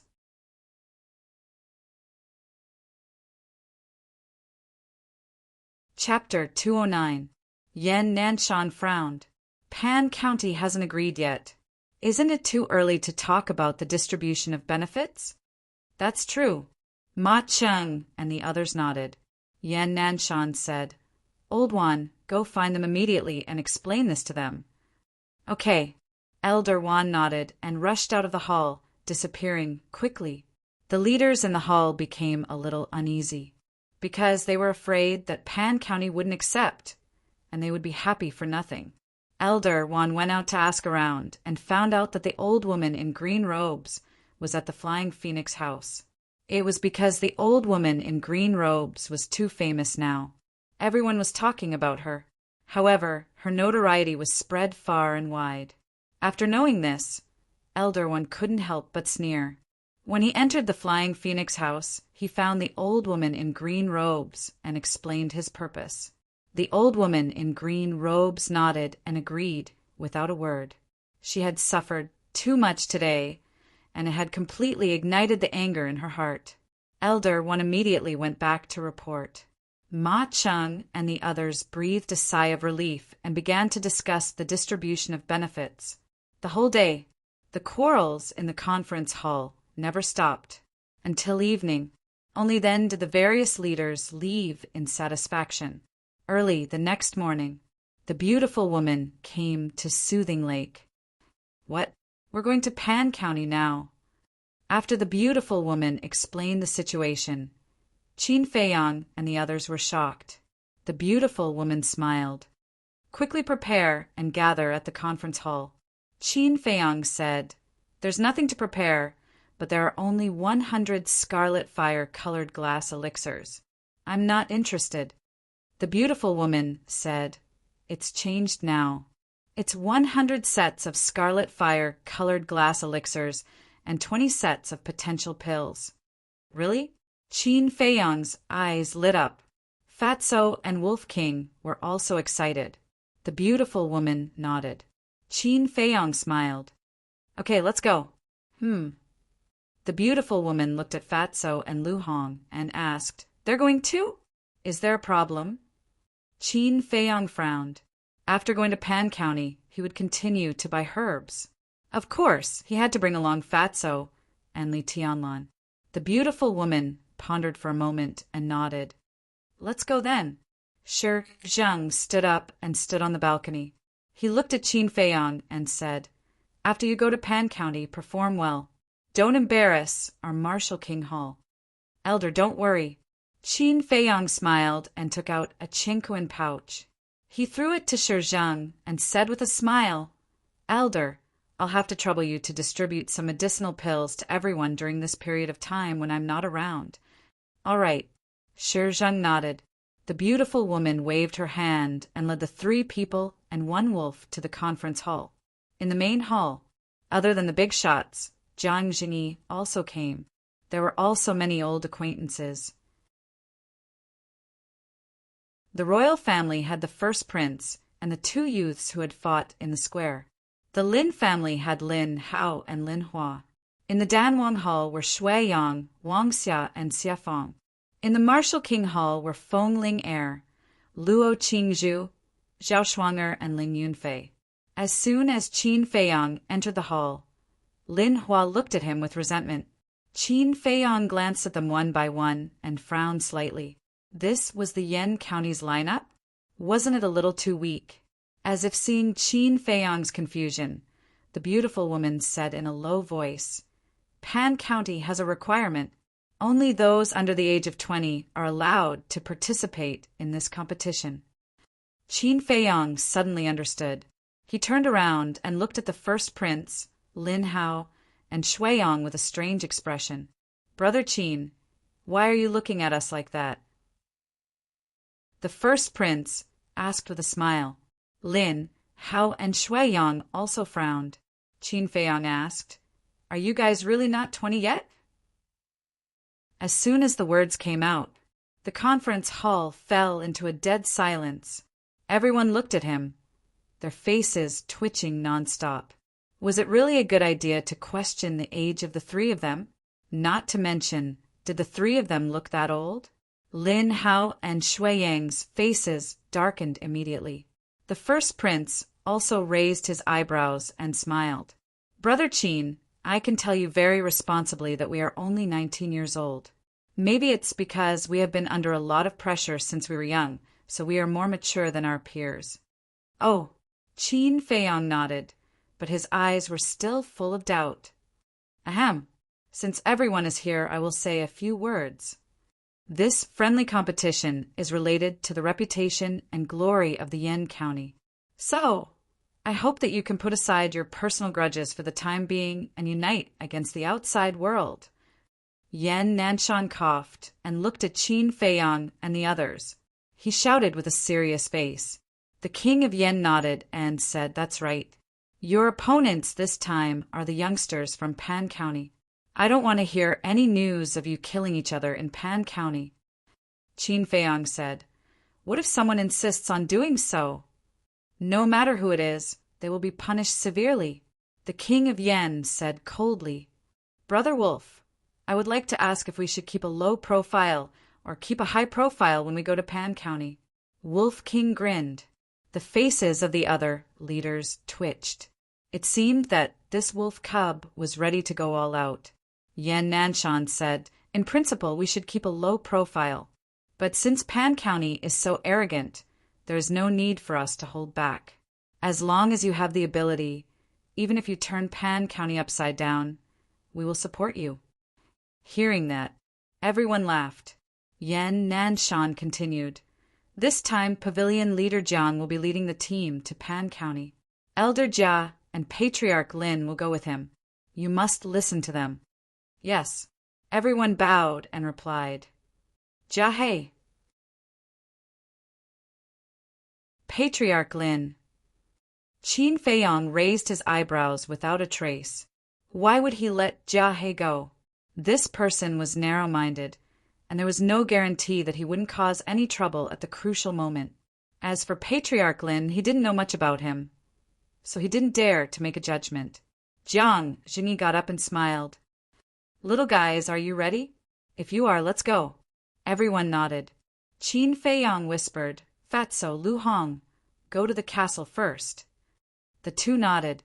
Qin Feiyang waved his hand and sent the two of them in.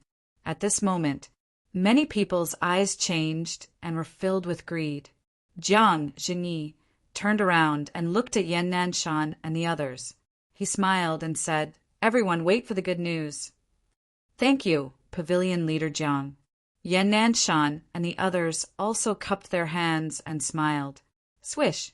Jiang Jingyi smiled and waved his hand. Battle Qi appeared and swept up Qin Feiyang and the others.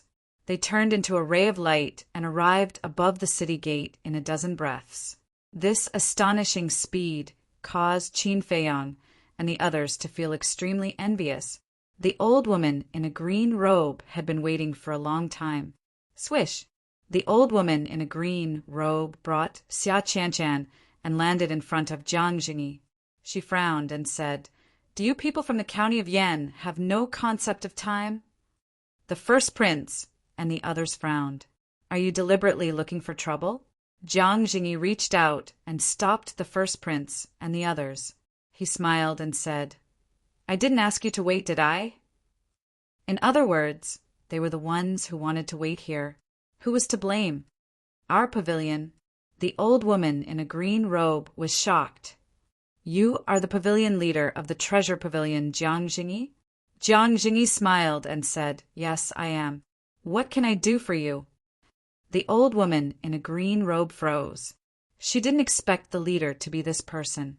She looked at Jia He and Patriarch Lin, and her eyes narrowed. This formation was really shocking. Suddenly, she locked her eyes on the first prince, Shuiyang, and Lin Hao and asked, "Are they also going to participate in the friendly competition?" Jiang Jingyi was puzzled. "Is there a problem?"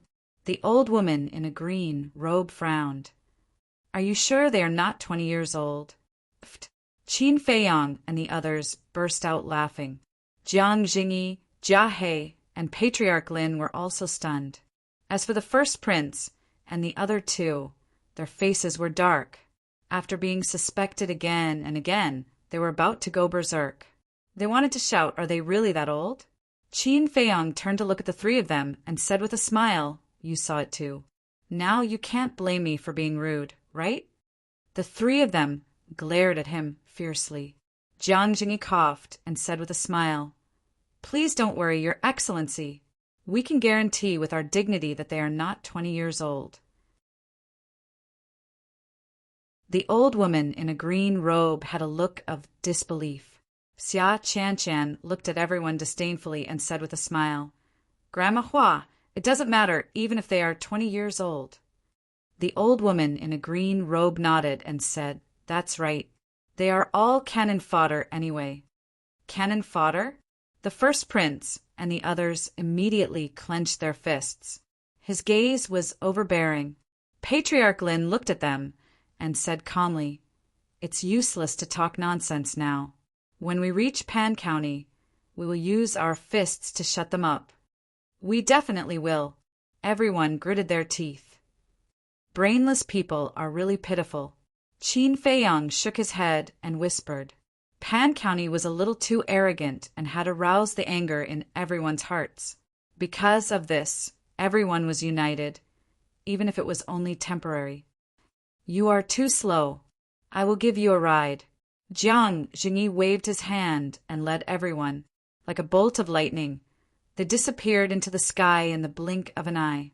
On a certain mountain peak outside the city, an old man and a young man stood side by side on a branch of a big tree. They used the dense leaves to hide their figures. It was Zhuo En and Lin Chen. Lin Chen retracted his gaze and sneered, Master, why don't we intercept them on the way? No. Zhuo En shook his head and said with a sinister smile, We won't get any benefits if we intercept them now. Lin Chen said, Master, do you mean that we will intercept them on the way back after they win Pan County? Zhuo En nodded and said, That's right. At that time, not only will we be able to take down Qin Feiyang, we will also be able to get 100 sets of red fire-colored glass pills and 20 sets of potential pills. At the mention of potential pills, Lin Chen also yearned for them. As he spoke, Zhuo En took out an image crystal and quickly activated it. After a while, an illusory figure appeared. Zhuo En ordered, I am going to Pan County. During this period, stop all activities and tell everyone to hide well. Don't let Yan Nanshan and the others find out. Yes. The illusory figure bowed and replied. Zhuo En put away the image crystal and disappeared with Lin Chen in a flash. There was a mountain range between Yan County and Pan County. It was called Yan Pan Mountain Range. It was named after the two counties. However, this mountain range was extremely vast. In the central area of the mountain range, there were War Emperor-level beasts lurking. Without a War Emperor, no one dared to cross this mountain range. However, even if there was a War Emperor, they had to keep a low profile and not provoke those beasts. They did not stop and rest. 7 days later.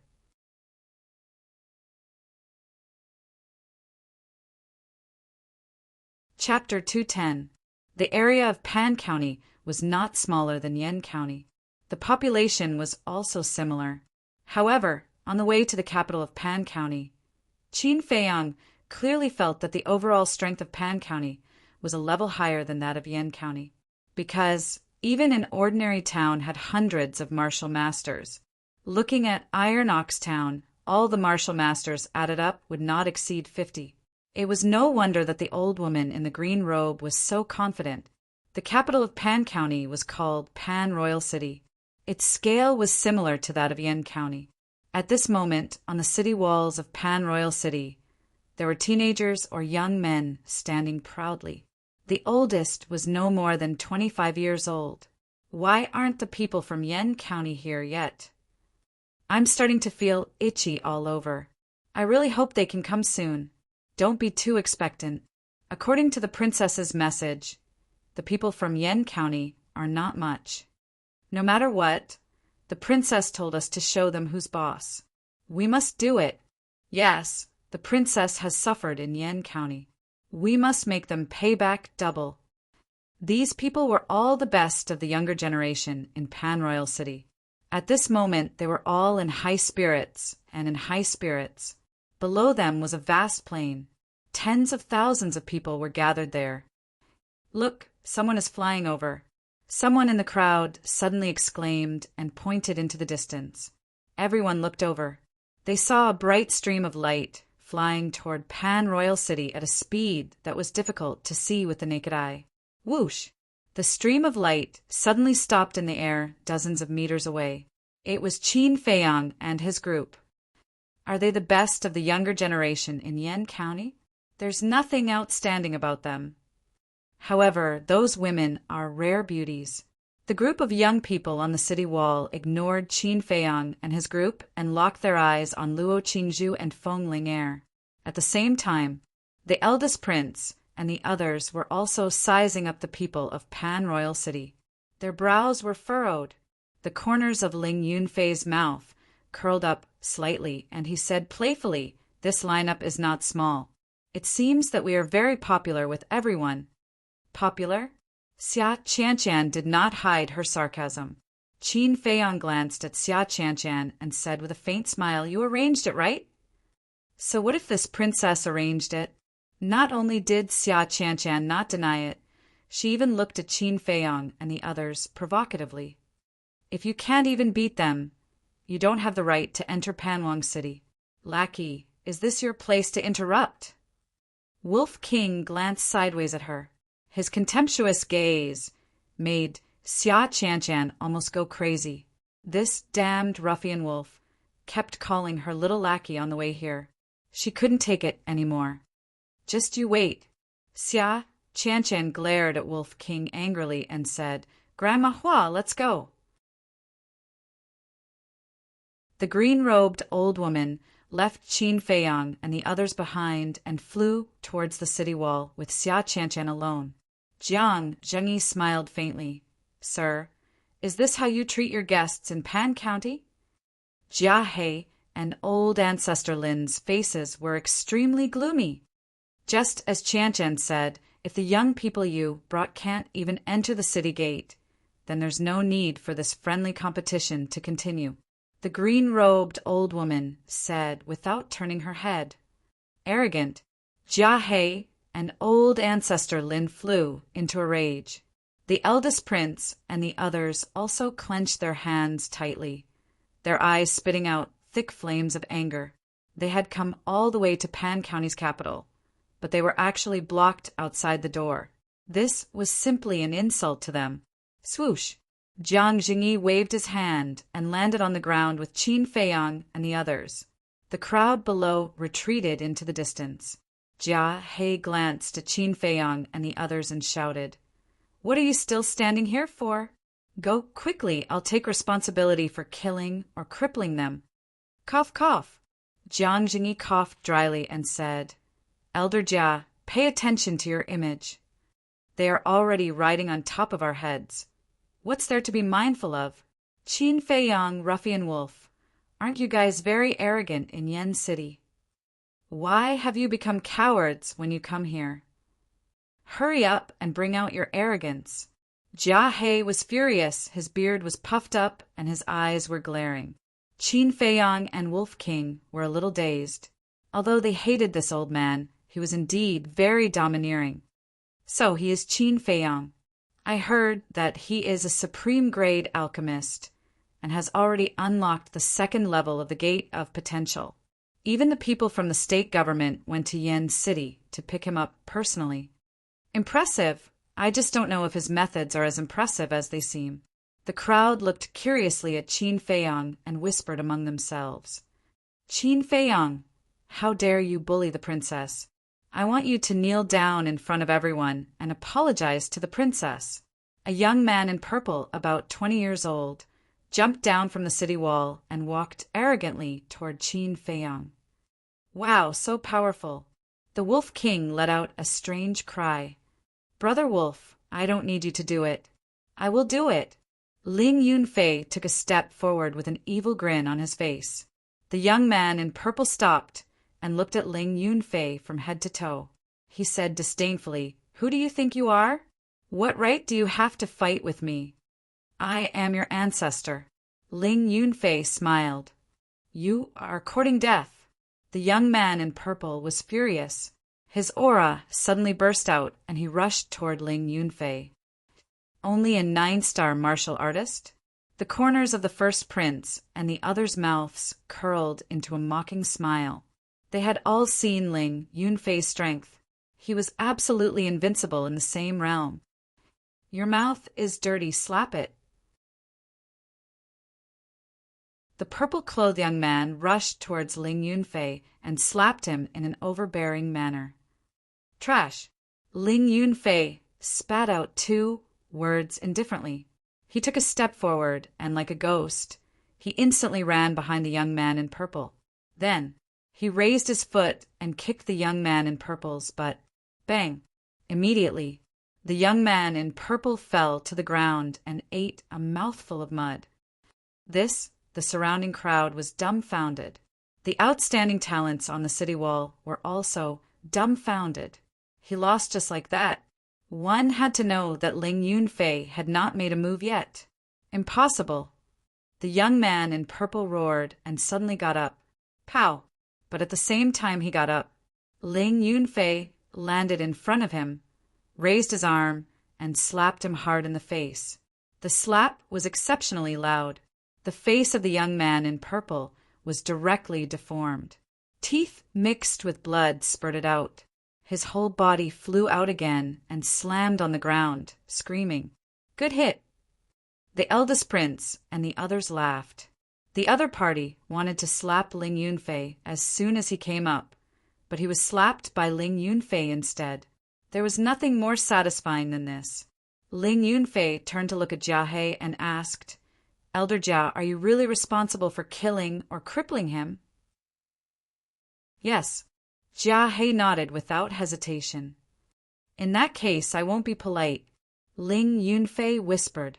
He suddenly turned his head and looked at the young man in purple. His temperament changed drastically in an instant. His whole body was filled with a terrifying, murderous aura. This kind of fiendish aura was slowly cultivated by following Qin Feiyang and fighting all the way. Seeing this, the old woman in green suddenly changed her expression and shouted, "The outcome has been decided! Don't kill him!" Whoosh! However, Ling Yunfei turned a deaf ear, used the return to origin steps, and landed in front of the young man in purple in 2 steps. "You dare to make Qin Feiyang kneel in front of everyone. You are really tired of living." He was seething with anger. Lifting his foot, true energy gushed out. Suddenly, he kicked the young man in purple in the chest. "I'm going to kill you." But at this time, the young man in purple suddenly turned over and punched out. The terrifying force was earth-shattering, obviously using a martial skill. Moreover, it was a perfect martial skill. Not good. The eldest prince and the others changed their expressions. The old woman in green had a trace of cold light in her eyes. Ling Yunfei's kick was indeed fierce. If kicked, the young man in purple would definitely die. But no matter how fierce this kick was, it was just an ordinary kick with only the strength of 9 barbarian elephants. And the punch of the young man in purple, after the enhancement of the perfect martial skill, had the strength of 13 barbarian elephants. It was enough to seriously injure Ling Yunfei, even cripple one of his legs. And this attack was too sudden. She did not believe that Ling Yunfei could dodge it. However, in the next moment, her eyes widened and her old face was filled with disbelief. However, she saw that Ling Yunfei seemed to have already expected this. The kick that was kicked out suddenly changed direction, avoiding the punch and kicking the young man in purple in the lower abdomen. Ah! Accompanied by a blood-curdling scream. The young man in purple was like a cannonball, fiercely smashing into the city wall, and then rolling to the ground, dead on the spot. The old woman in green jumped down and saw that the young man in purple was dead. Her old eyes immediately flashed with a cold light. She suddenly turned her head and looked at Ling Yunfei. With a wave of his old hand, a resplendent battle chi with monstrous killing intent shot towards Ling Yunfei. But at the same time, another wave of battle chi emerged and swept past Ling Yunfei, easily erasing the battle chi of the old woman in green robe. The person who attacked was Jiang Jingyi. He smiled faintly and said, "I didn't see you call for your man to stop when he threw that punch just now. Since it's up to each other, please don't interfere." The old woman in green looked at Jiang Jingyi and said word by word, "Don't regret it." If you dare to attack again and kill the people of the county of Yan, the pavilion will make you regret it." Jiang Jingyi smiled faintly. Although his tone was calm, it contained a shocking murderous intent. It was calm, but the murderous intent was bone-piercing. This was the boldness of the pavilion master of the county of Yan. The old woman in green stood up and smiled coldly at Jiang Jingyi. She shouted, "Wang Chuan, come down!" A young man in black jumped down. His entire body was filled with a murderous aura. "A one-star martial grandmaster?" Jiang Jingyi frowned and said, "Lin Hao, you go!" Yes, Lin Hao nodded. However, just as Lin Hao took a step forward, Ling Yunfei said without turning his head, "Young Master Lin, just stay there and watch. I alone can deal with such a small character." Lin Hao and Wang Chuan raised their eyebrows at the same time. Lin Hao retreated to his original position and sneered, "If you dare to embarrass the county of Yan, I will be the first to come after you." Ling Yunfei did not care. Where does his confidence come from? Qin Feiyong frowned. Wang Chuan was a one-star martial grandmaster. His strength far exceeded Ling Yunfei's. It was not something that a perfect martial arts technique could make up for. "I see."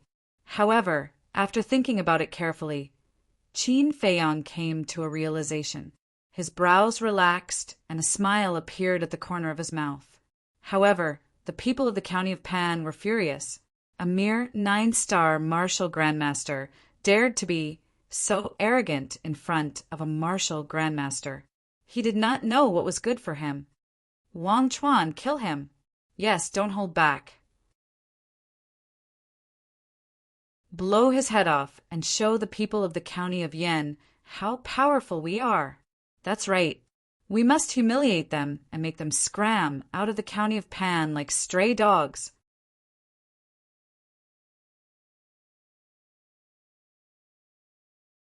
Chapter 211.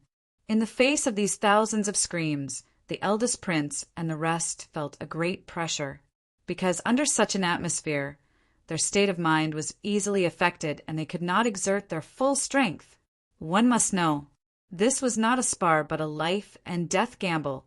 If there was any mistake, they would be smashed to pieces. Looking at Wang Chuan opposite, with the people of Panwang City cheering him on, he was full of confidence and fighting spirit. The eldest prince shouted, "Let's not be idle. Cheer for Ling Yunfei." "No need." Qin Feiyong smiled faintly. Yes, everyone frowned. "Trust him." There was a flash of light in Qin Feiyong's eyes. Ling Yunfei's back was facing him. Although he could not see Ling Yunfei's expression, he believed that with Ling Yunfei's current state of mind, he would not be disturbed by the noise outside during the battle. "I only need one move to kill you." Wang Chuan took a step forward and stared coldly at Ling Yunfei. "Is that so?" Ling Yunfei smiled sinisterly. The murderous aura around him was even more terrifying than before. Bang! He took the initiative to attack. He crouched down and charged at Wang Chuan like a mad bull. At the same time, Wang Chuan clenched his fist, which emitted a cracking sound. True qi pervaded the air and covered his fist. A powerful force rolled out like a tide. 7 Demon's Fist. Following closely, with a loud shout, he rushed towards Ling Yunfei and threw a punch. Bang! But at this moment, Ling Yunfei's aura suddenly soared. He actually broke through at this moment. No wonder he is so confident. The eldest prince and the rest were overjoyed. As long as Ling Yunfei successfully broke through, he would be able to defeat a 1-star martial grandmaster. But wasn't his cultivation speed a little too fast? Except for a few people, no one knew that Ling Yunfei had opened the 2nd level of potential. As such, they were extremely shocked. Rushing Thunder Kill Fist. In the blink of an eye, Ling Yunfei roared and threw a punch at Wang Chuan. In the meantime, his aura stopped at the level of a 1-star martial ancestor. Boundless power poured out from his fist, like a flood that had just broken through a dam. Thud! As soon as they collided, the two of them retreated explosively, and a trace of blood flowed out of the corners of their mouths. Wang Chuan's eyes were gloomy. It was because the other party was a 9-star martial master that he dared to say that he would kill him in one move. However, he didn't expect that. The other party had actually broken through to 1-star martial ancestor realm at the crucial moment. Furthermore, similarly, there were also perfect martial skills. Looks like this will be a tough battle.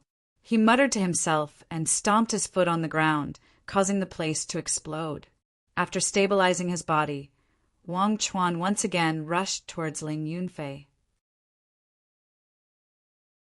When clashing with someone of the same level, the key was to seize the initiative. Whoever made the first move would win. I don't think this will be a bitter battle. Ling Yunfei took a step forward, his face full of ridicule. Arrogant. Wang Chuan was furious. The 7 fiends' fist blasted out, bringing with it a shocking amount of fiendish qi.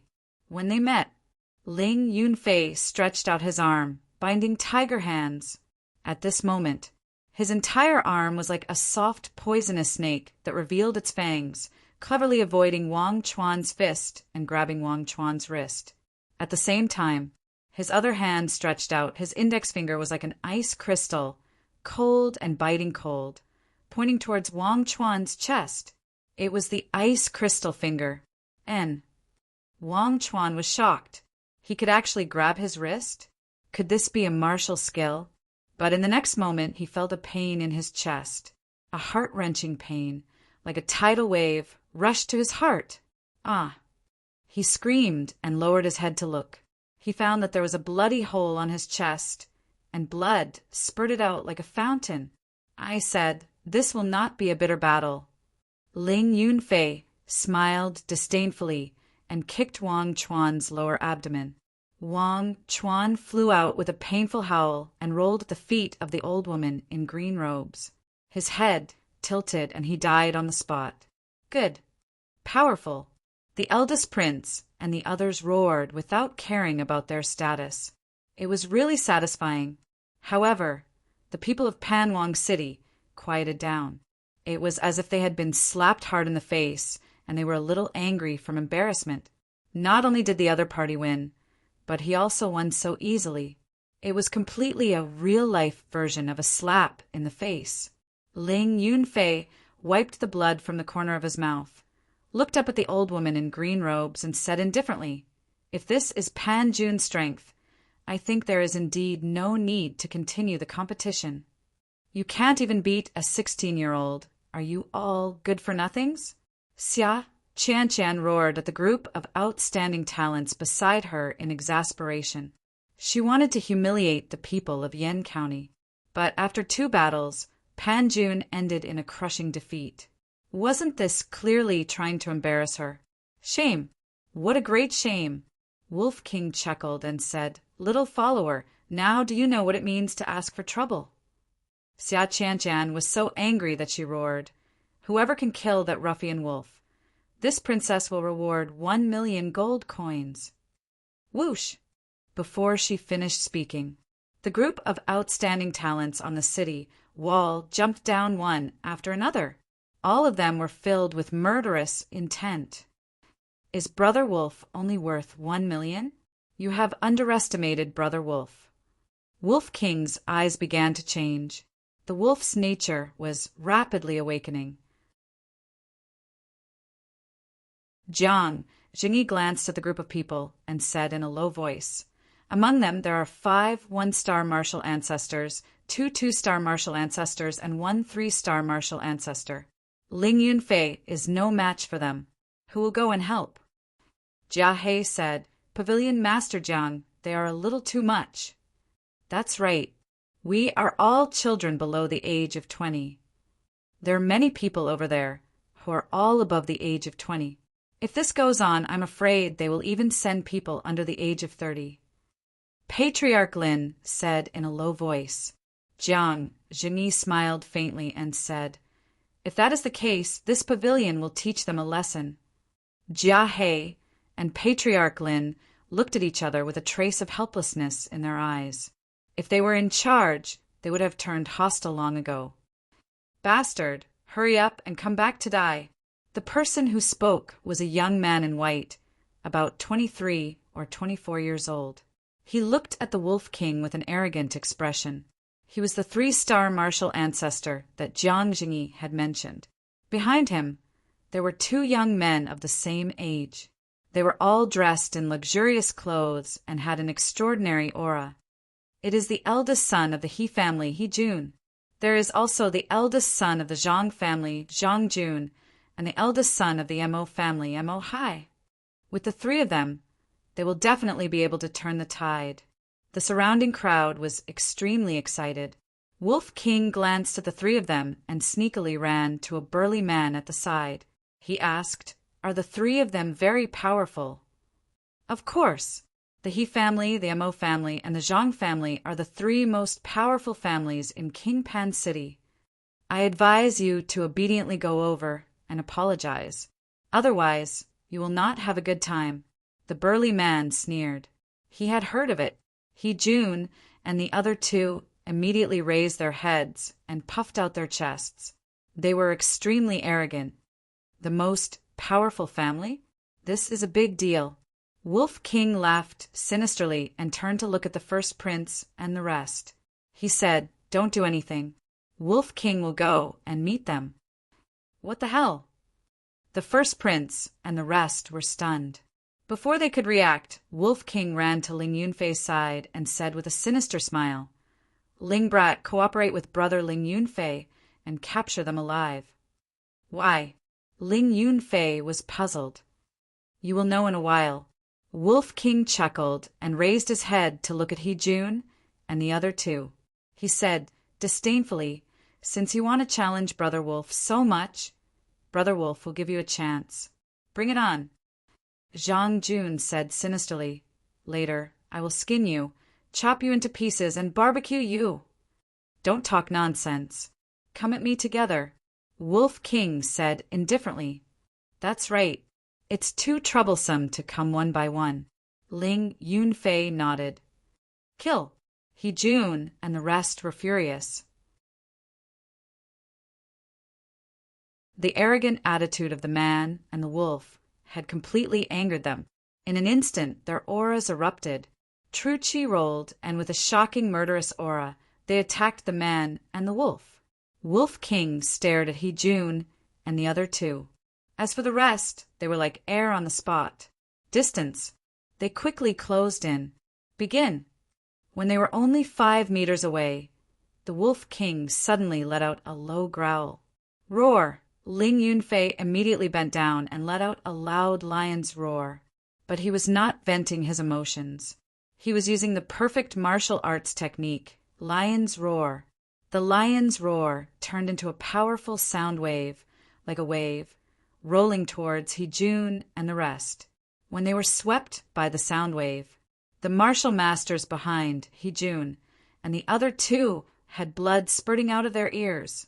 They hugged their heads and squatted on the ground, screaming. Even the 5 1-star martial grandmasters had their eardrums torn. The sound wave drilled into their minds, causing their faces to distort in extreme pain. Although He Jun and the other 2 had high cultivation, they were also affected. Their minds were buzzing, and at the same time that Ling Yunfei used the lion's roar, the Wolf King's 2 fan-like ears quickly drooped down and sealed up the holes in his ears. At the same time, his huge pupils burst out with a terrifying ferocity. Whoosh! Following closely, like an arrow, it suddenly shot out. In almost an instant, it arrived in front of He Jun. That seemingly soft tail was like a sharp thorn at this moment, directly piercing into He Jun's lower abdomen. Following that, it pierced through Zhang Jun and Mo Hai's lower abdomen. It was slow, but all of this happened in the blink of an eye. Even the few war emperors didn't have time to react. He Jun and the other 2 screamed and fell to the ground one after another. Their hands covered their lower abdomen, and their faces were filled with pain. Wolf King shouted, Ling brat, quickly come and help. Ling Yunfei stopped roaring and landed beside Wolf King. He took out 2 daggers and placed them on Zhang Jun and Emohai's necks. Wolf King also opened his bloody mouth, revealing his white fangs and biting He-jun's neck. At the same time, it used its mind to send a message to He-jun and the other 2. If you don't want to die, behave yourself for Brother Wolf. The 3 of them trembled. The scene also fell into a dead silence. They never thought that this ruffian wolf's strength would be so strong. It probably already had the battle strength of a 3-star martial grandmaster. Qin Feiyang was also secretly shocked. Although the white-eyed wolf did not have any martial arts skills, his methods were definitely not to be underestimated. Haha, Jia He and Patriarch Lin suddenly laughed out loud. There were dozens of people on the other side, and there was even a 3-star martial grandmaster.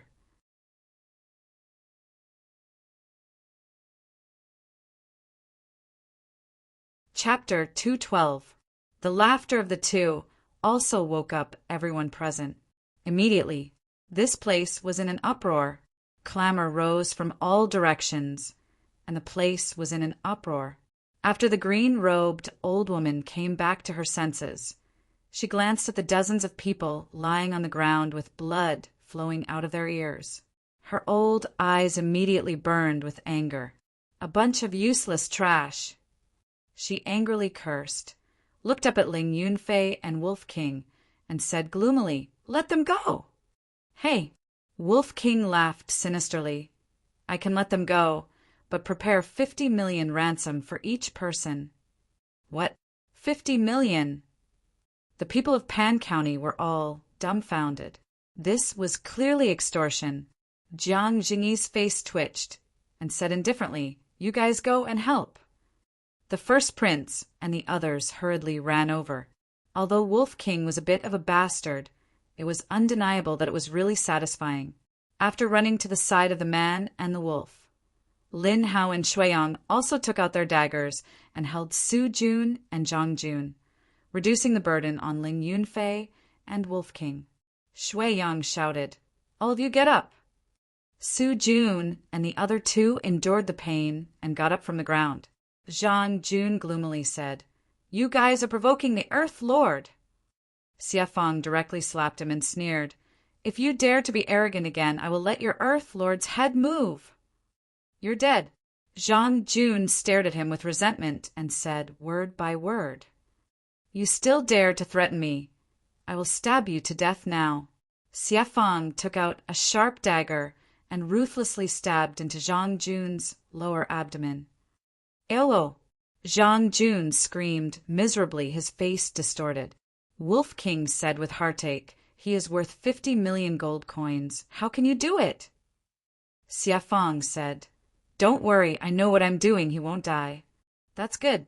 Wolf King breathed a sigh of relief. "Jiang Jingyi, are you going to indulge them like this?" The green-robed old woman shouted.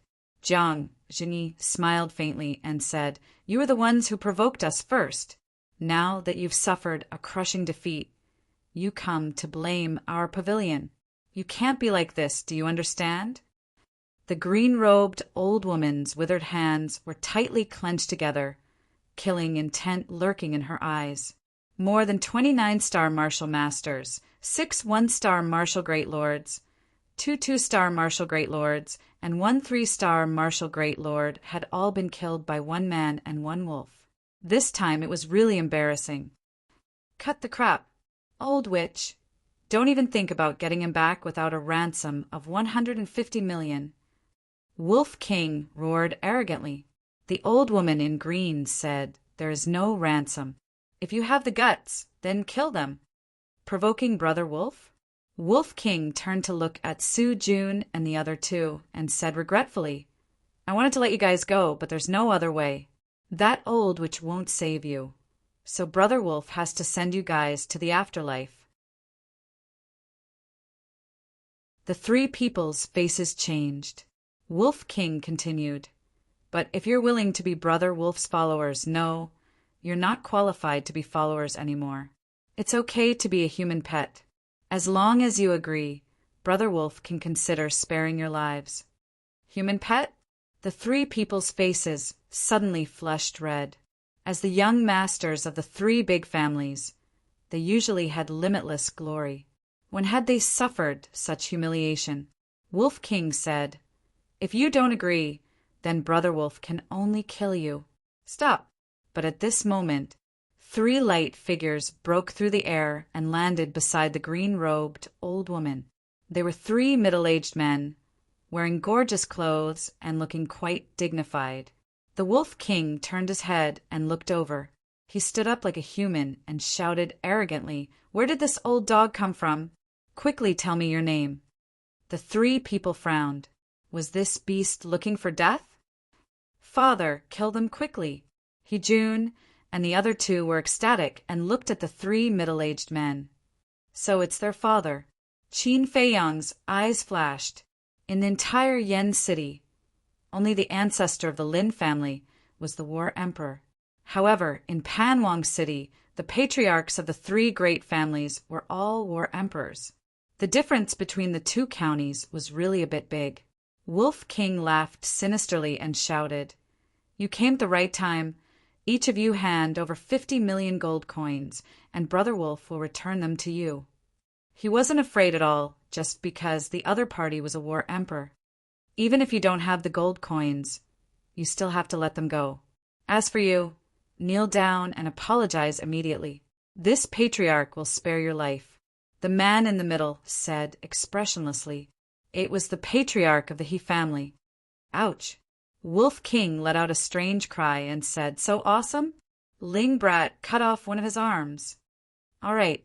Ling Yunfei waved his hand, and the dagger's edge swept in all directions, directly cutting off Jun's right arm. Ah! Jun screamed in pain and roared at the top of his lungs, "Father, save me!" Patriarch, his face darkened, and a cold light flashed in his eyes. Brother Wolf said shyly, "Don't look at Brother Wolf like that. Brother Wolf will be shy." Qin Feiyang and the others rolled their eyes. The people of Panwang City, on the other hand, were all frowning and gnashing their teeth in hatred. A single wolf had actually caused such a commotion in Panwang City. It was truly a great humiliation. Who taught this shameless bastard? Boom! The three patriarchs released their might at the same time and rushed towards Wolf King's group. On the other hand, the old woman in green robes relaxed. She returned to the city wall and watched the show coldly. Previous chapter, next chapter, boom! But at this moment, an even more powerful pressure pounced towards the three patriarchs like mountains and seas. The three patriarchs were shocked and hurriedly raised their heads to look. When they saw Jiang Jingyi, their pupils suddenly contracted. "Greetings, Lord." The three of them hurriedly bowed. "I don't dare. My pavilion can't afford it." Jiang Jingyi smiled faintly. Upon hearing the two words, "this pavilion," the three of them guessed Jiang Jingyi's identity. Patriarch, he cupped his hands and said, "Pavilion Master Jiang, I wonder how my son offended you?" Patriarch Zhang said, "If it is indeed my son's fault, my Zhang family is willing to compensate." Patriarch Amo said, "But if not, we need Pavilion Master Jiang to give us a satisfactory explanation." "You want an explanation? This pavilion will give it to you now." After Jiang Jingyi finished speaking, he raised his arm and pointed his finger in the air. Boom! A terrifying aura suddenly erupted like a volcano. At the same time, a battle chi swept out from his fingertip. The faces of the three patriarchs suddenly changed, and they hurriedly dodged to the side. The old woman in green robes also turned pale. She rolled up Xia Chan and a few guards beside her and soared into the air. Boom! That battle chi blasted on the city wall, accompanied by an earth-shaking loud noise. The front city wall instantly turned into ashes. The people of Panwang City were all dumbfounded. The city wall was the face of a city. Destroying the city wall was slapping Panwang City's face. blaspheming the capital city. Qin Feiyang and the rest were also stunned. They really did not expect that Jiang Jingyi was actually so domineering, attacking unscrupulously in front of countless people and destroying the capital city's city wall. This kind of action was provoking Pan Wang City. Jiang Jingyi said with a smile, "This is the pavilion's explanation. Are you satisfied?"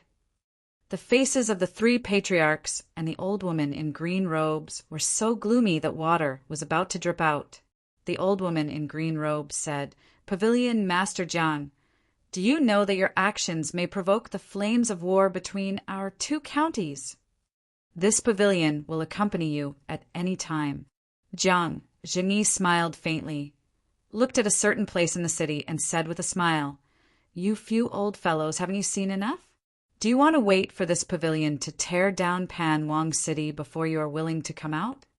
And Qin Feiyang was surprised and looked in the direction of Jiang Jingyi's gaze, only to see 4 light figures fly out from the city and stand above the ruins in front of them. "Younger brother Jiang, what made you so angry?" The 4 of them looked at Jiang Jingyi with a smile. Jiang Jingyi smiled faintly and said, "Can you come down? This pavilion is not used to speaking to others with my head held high." "Oh, you, after so many years, your bad temper still hasn't changed at all." The 4 of them smiled helplessly and landed on the ground. "Greetings, lords." The people around them knelt and bowed. The 3 patriarchs bowed as well. Seeing this scene, Qin Feiyang shook his head and sighed. As expected, no matter how powerful a family was, they would not dare to compete with the 4 major factions. And those 4 were, without a doubt, the 4 superpowers of Pan Wang City. One of the white-haired old men said, "Younger brother Jiang, can you give us some face and ask your subordinates to go easy on us?" "Is there such a good thing?" Elder Hua and Princess Xia went to Yan County and suffered a little, but at least we did not stop them outside the city. This time it was you who challenged Yan County and made us come to Pan Wang City. Very well, Yan County is magnanimous and will not argue with you. But we came all the way here, and you are making things difficult for us. I would like to ask, what are you trying to do?" Jiang Jingyi said faintly. King Pan smiled and said, "This is just a child's mischief. Younger brother Jiang, you wouldn't argue with a child, would you?" "I don't mind a child's mischief, but I don't understand why you didn't invite us into the city first. Could it be that in Lord Pan's eyes, our pavilion is also just an insignificant character, not even qualified to step into Pan Wang City?" Jiang Jingyi's expression began to change. King Pan smiled apologetically and said, "Younger brother Jiang, please calm down. This is all a misunderstanding." "Misunderstanding?"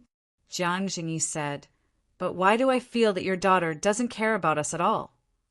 King Pan's face darkened and he shouted, "Qian, come down and apologize to Pavilion Lord Jiang. Don't play games. Give me something real." Jiang Jingyi waved his hand and pointed at He-Jun and the other 2. He smiled faintly and said, 100 million gold coins, each for these 3. No bargaining. "Jiang Jingyi, don't go too far. Pan Wang City is indeed in the wrong this time, but you have also killed 2 of my martial arts geniuses and destroyed the city walls of Pan Wang City. Let's call it even now. If this continues, it won't be good for either of us. It will hurt our friendship." The eyes of the 4 giants of Pan Wang City were slightly gloomy. "Do we still have any friendship now? Furthermore, are those 2 martial arts geniuses? Don't joke around. They are more like idiots." Jia He and old ancestor Lin sneered. The 4 giants raised their eyebrows. King Pan nodded and said, "All right, I agree. I will give you 300 million gold coins. Please let them go immediately." Jiang Jingyi smiled and said, "I don't trust Pan Wang City's character. We will let them go once we get the gold coins. 300 million gold coins is too much. I need some time." King Pan frowned. "It's fine. We don't have much, but we do have a lot of time. Jiang Jingyi shook his head and smiled. Guards! King Pan shouted. Immediately, a few guards ran to King Pan's side. King Pan said, "Bring the guests from the county of Yen to the flower brothel." Yes.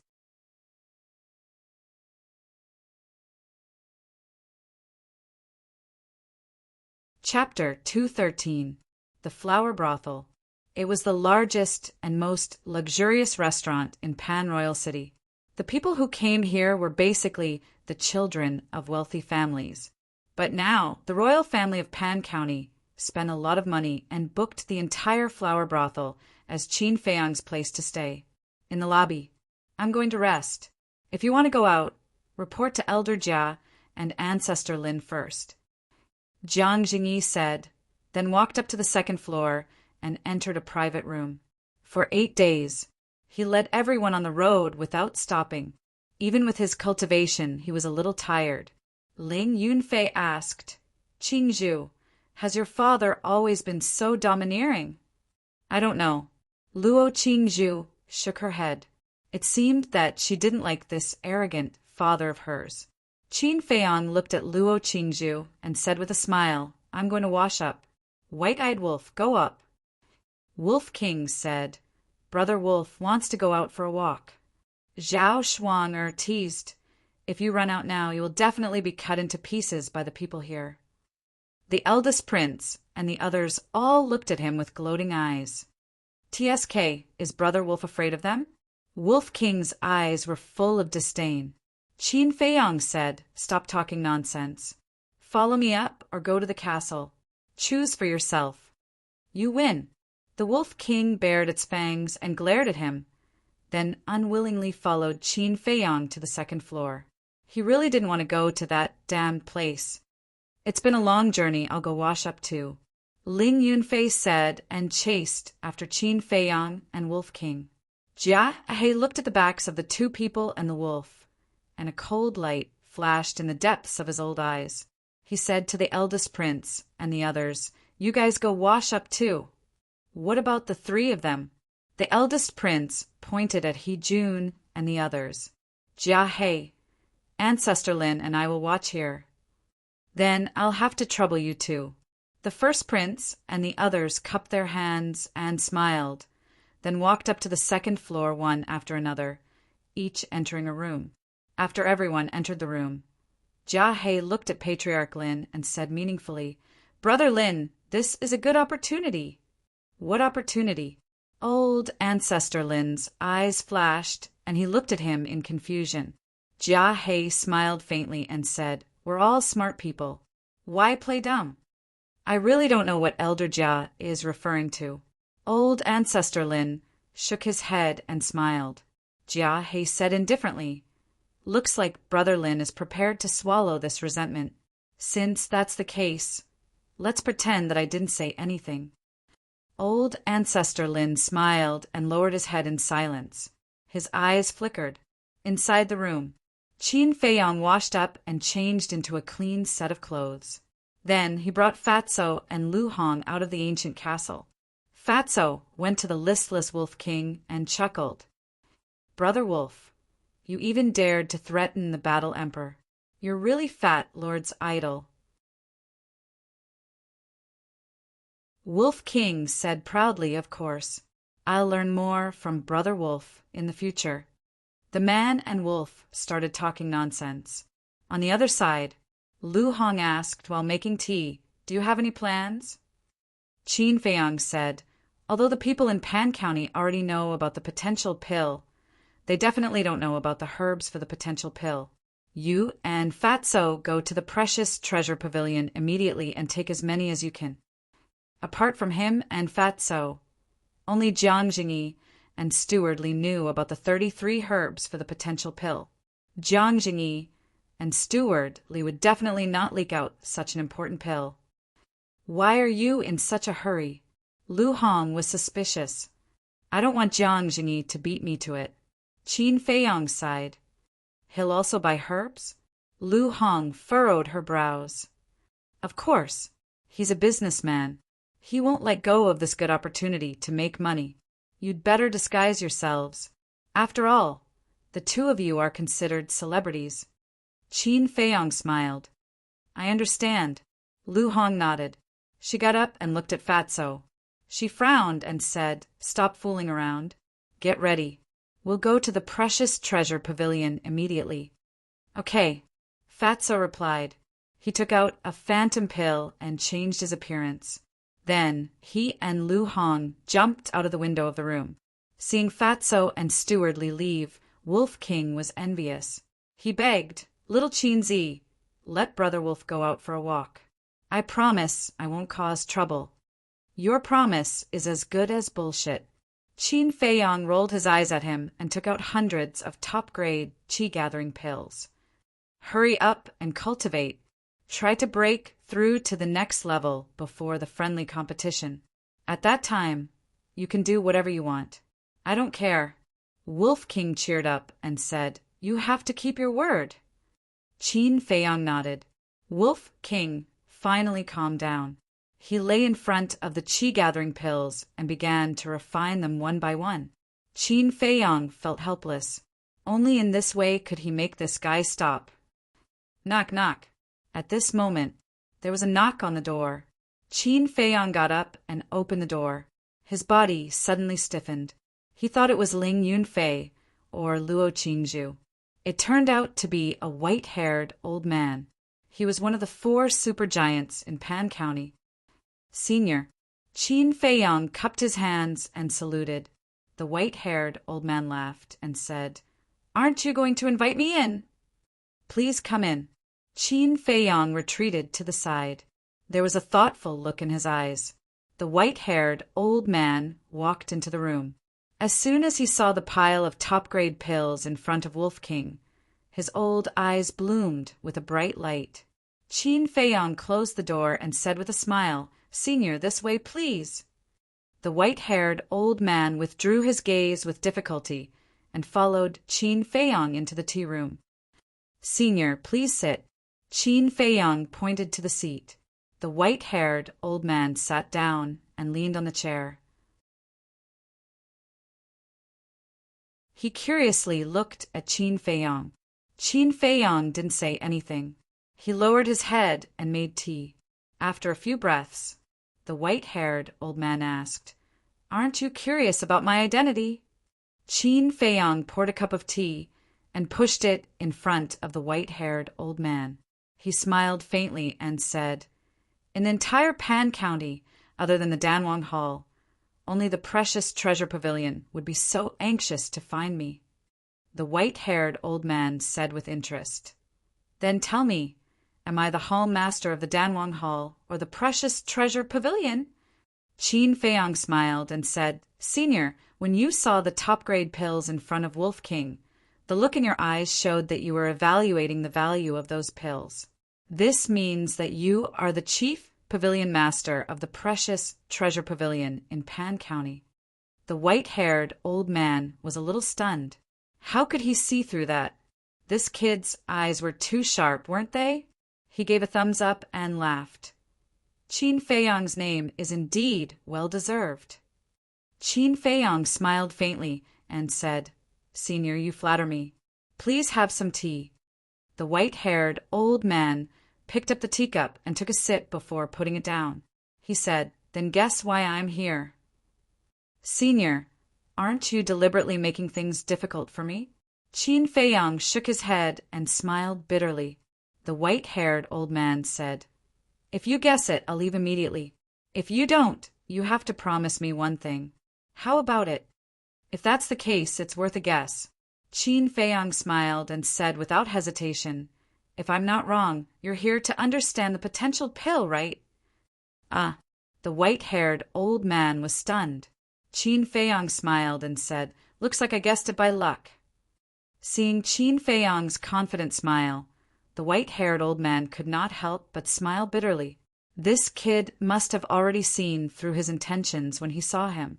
He was the chief pavilion master of the precious treasure pavilion, but he was tricked by a kid. What should he do now? If he released it, he could not deny it, right? Qin Feiyang said, "To be honest, Pavilion Master Jiang also knows the herbs for the potential pill. Why don't you look for him? After all, you're old friends. He might tell you." Him.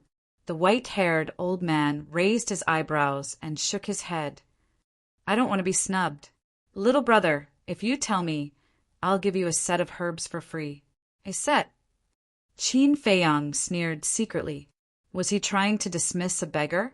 One set was not enough to satisfy him. What he wanted was all the herbs for the potential pill in the precious treasure pavilion of Pan County. "Senior, everything else can be discussed, but this is the only thing I hope you can understand." He cupped his hands and smiled calmly. "If you think it's not enough, I can give you a few sets of herbs for the red fire glaze pill," the white-haired old man said. "Senior, there's really no other way." Qin Feiyang shook his head and said, "Sigh." The white-haired old man sighed deeply and smiled. "Since that's the case, I won't disturb you any more." His smile was very forced. He was very reluctant. If Jiang Jingyi was not around, he would probably threaten and tempt him. Qin Feiyang said, "Take care. I won't see you out." The white-haired old man had just gotten up when he said, "By the way, there's something I need your help with." Qin Feiyang said, "Senior, just say it." The white-haired old man said, "I'd like to ask you to help me refine some supreme-grade red fire glaze pills." "I'm afraid that won't do." Qin Feiyang shook his head. "I heard from Chan that you're helping the major factions in Yen City refine pills, and you get a 50-50 cut. I'll split it with you as well. How about that?" the white-haired old man asked, unwilling to give up. "No. The friendly match between our two counties is about to begin. If I help you refine supreme-grade red fire glaze pills, it'll be the same as helping Pan County improve its strength. That's not good for Yen County. As a member of Yen County, I won't put Yen County in danger for my own benefit. So, please don't make things difficult for me, Senior." Qin Feiyang cupped his fists and said. The white-haired old man was very frustrated. How could this kid see the problem so clearly? He was indeed refining supreme-grade red fire glaze pills for the friendly match, because once the participants took the supreme-grade red fire glaze pills, their cultivation would skyrocket. By then, Pan County would definitely beat Yen County. He originally thought that Qin Feiyang would agree to such an attractive condition without hesitation, but he didn't expect that he would still be rejected by Qin Feiyang. He frowned and said, "I don't get it. Why would you give up your wealth for Yen County?" "Because I want to repay a debt of gratitude." Qin Feiyang smiled faintly. "Repay a debt of gratitude?" The white-haired old man's frown deepened. "When I was in danger back then, it was the Martial Imperial Hall of Yen County that stepped up to protect me. I can't let them down." Qin Feiyang smiled and said, "One shouldn't bite the hand that feeds them." "I understand. Sorry to bother you." The white-haired old man smiled and didn't continue to pester him. He walked to the door and opened it, meeting Jiang Jingyi face to face. "Your Yen County is really lucky to have produced such a loyal and righteous young man. However, if you lose this match, then Qin Feiyang will belong to our Pan County in the future." The white-haired old man looked at Jiang Jingyi and said coldly before leaving, "The match hasn't started yet. Who knows who will win?" Jiang Jingyi whispered and walked into the room. He smiled and said, "I heard the conversation between you and old Kong just now. I was right. You're a good kid. No wonder Chinchua likes you so much." Qin Feiyang felt a bit awkward.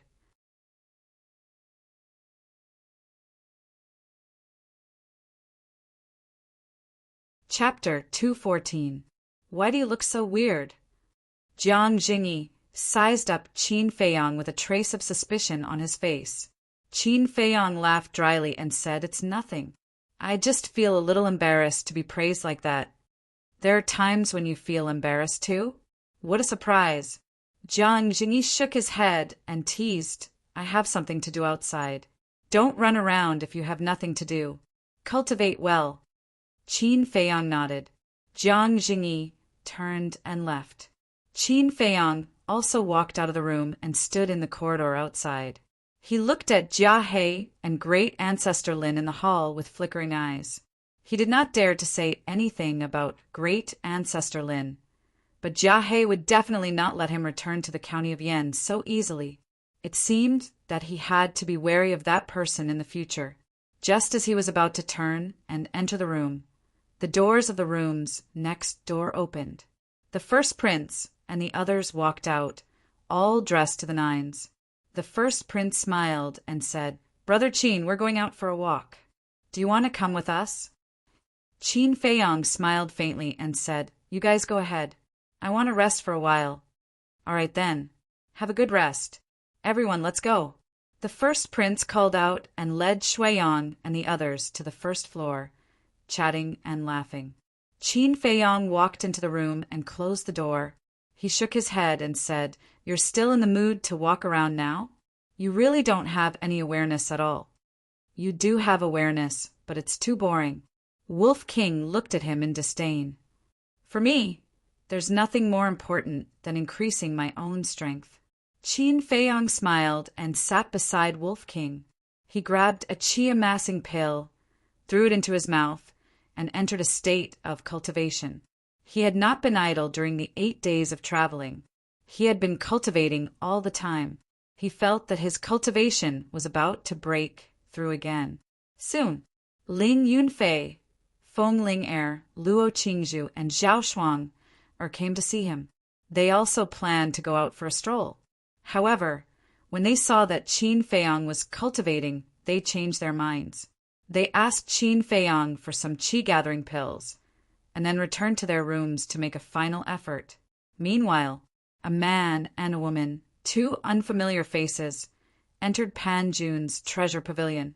It was Fatso and Lu Hong in disguise. Furthermore, the 2 of them had disguised themselves as middle-aged men. "Is there anything I can help you with?" A staff member walked up and asked politely with a smile. "Fat Lord," Fatso had just opened his mouth. Lu Hong coughed dryly and said to the staff member with a smile, "We have a big deal. Please take us to see your manager." "Big deal?" The staff member looked at the 2 suspiciously. Seeing that they didn't seem to be lying, he smiled and said, "Please come with me." The staff member led the way. Fatso and Lu Hong followed side by side. Lu Hong said in a low voice, "Hurry up and change that catchphrase. If it's because of you, don't blame me for being rude." "Got it." Fatso smiled embarrassedly. On the second floor in a VIP room, a middle-aged man sat in front of the desk. He wore a fitting white robe and was about 30 years old. There were strands of white hair on his temples, giving him a vicissitude aura. Knock, knock. The staff member came to the door and knocked gently. "Who is it?" the middle-aged man in white asked. "Manager Wang.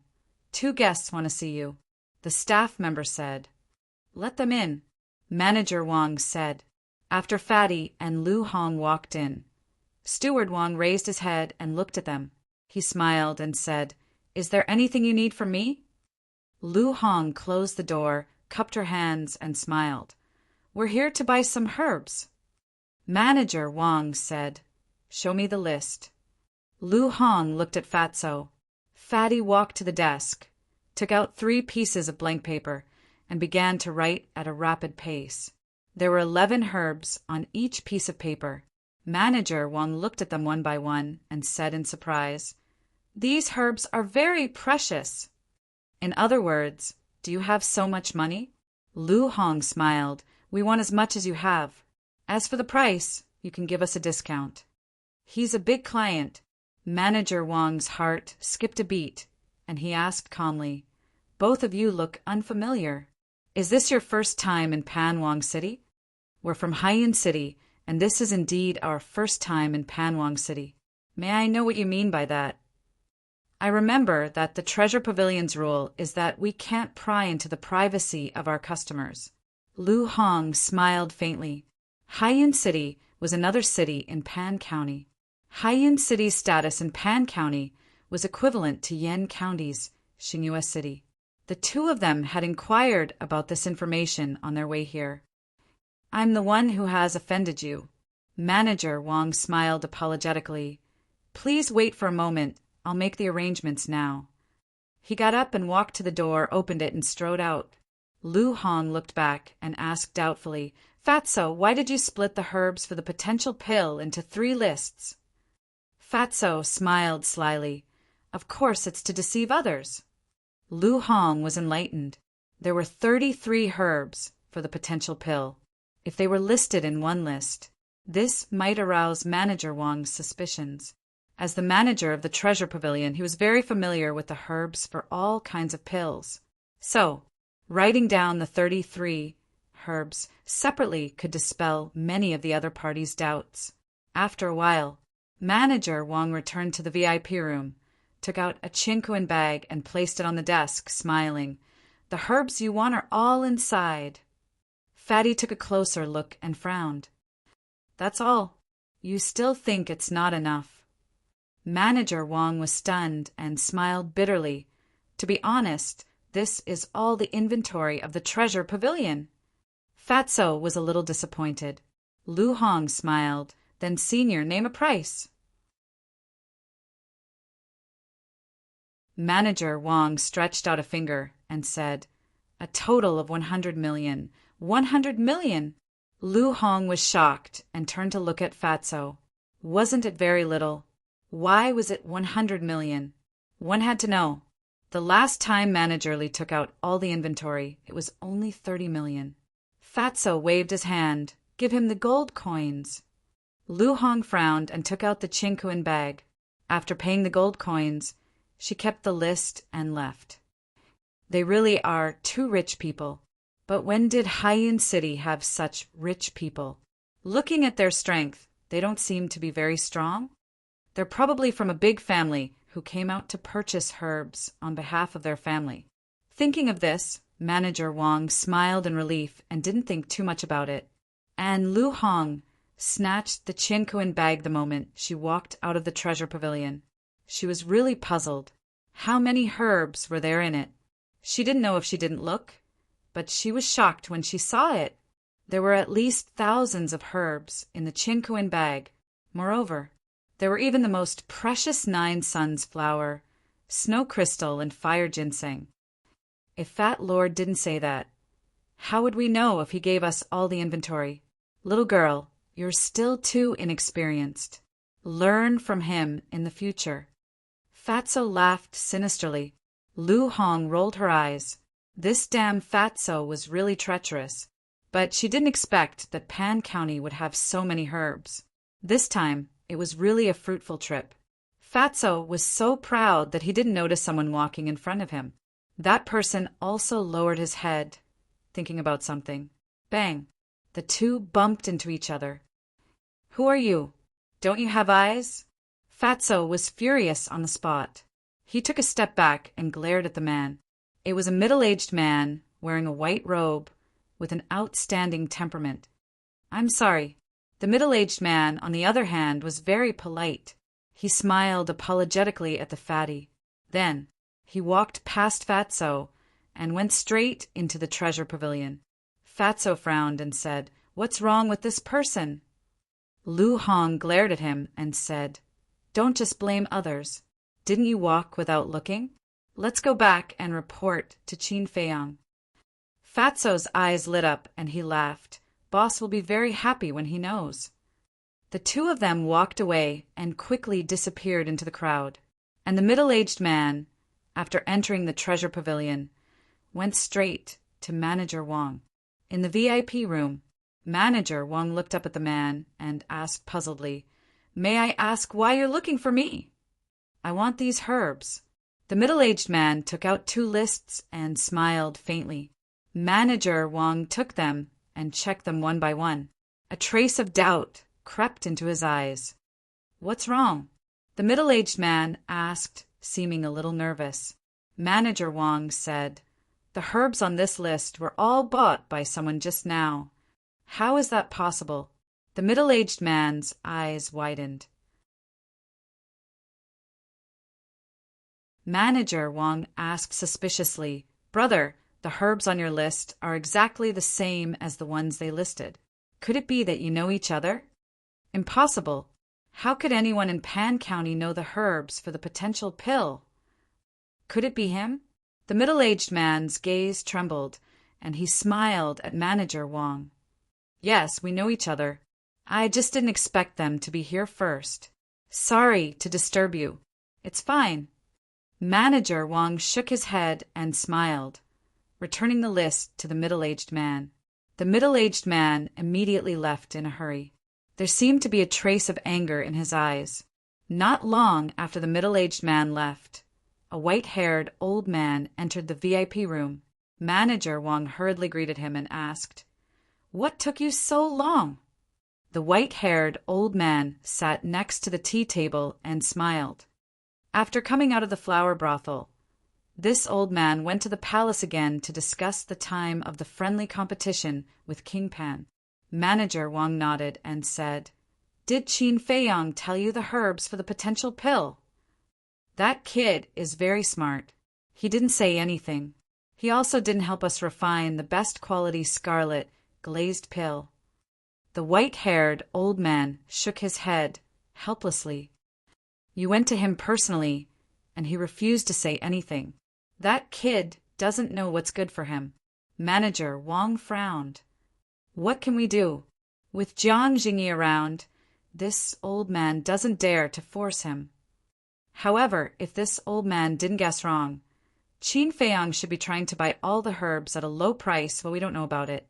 So, from now on, whether it's Qin Feiyang or Jiang Jingyi, as long as they come to buy herbs, they won't be sold. If there's a chance, let's see if we can get something out of them," the white-haired old man said. "Okay." Manager Wang nodded. However, the two didn't know that they were too late.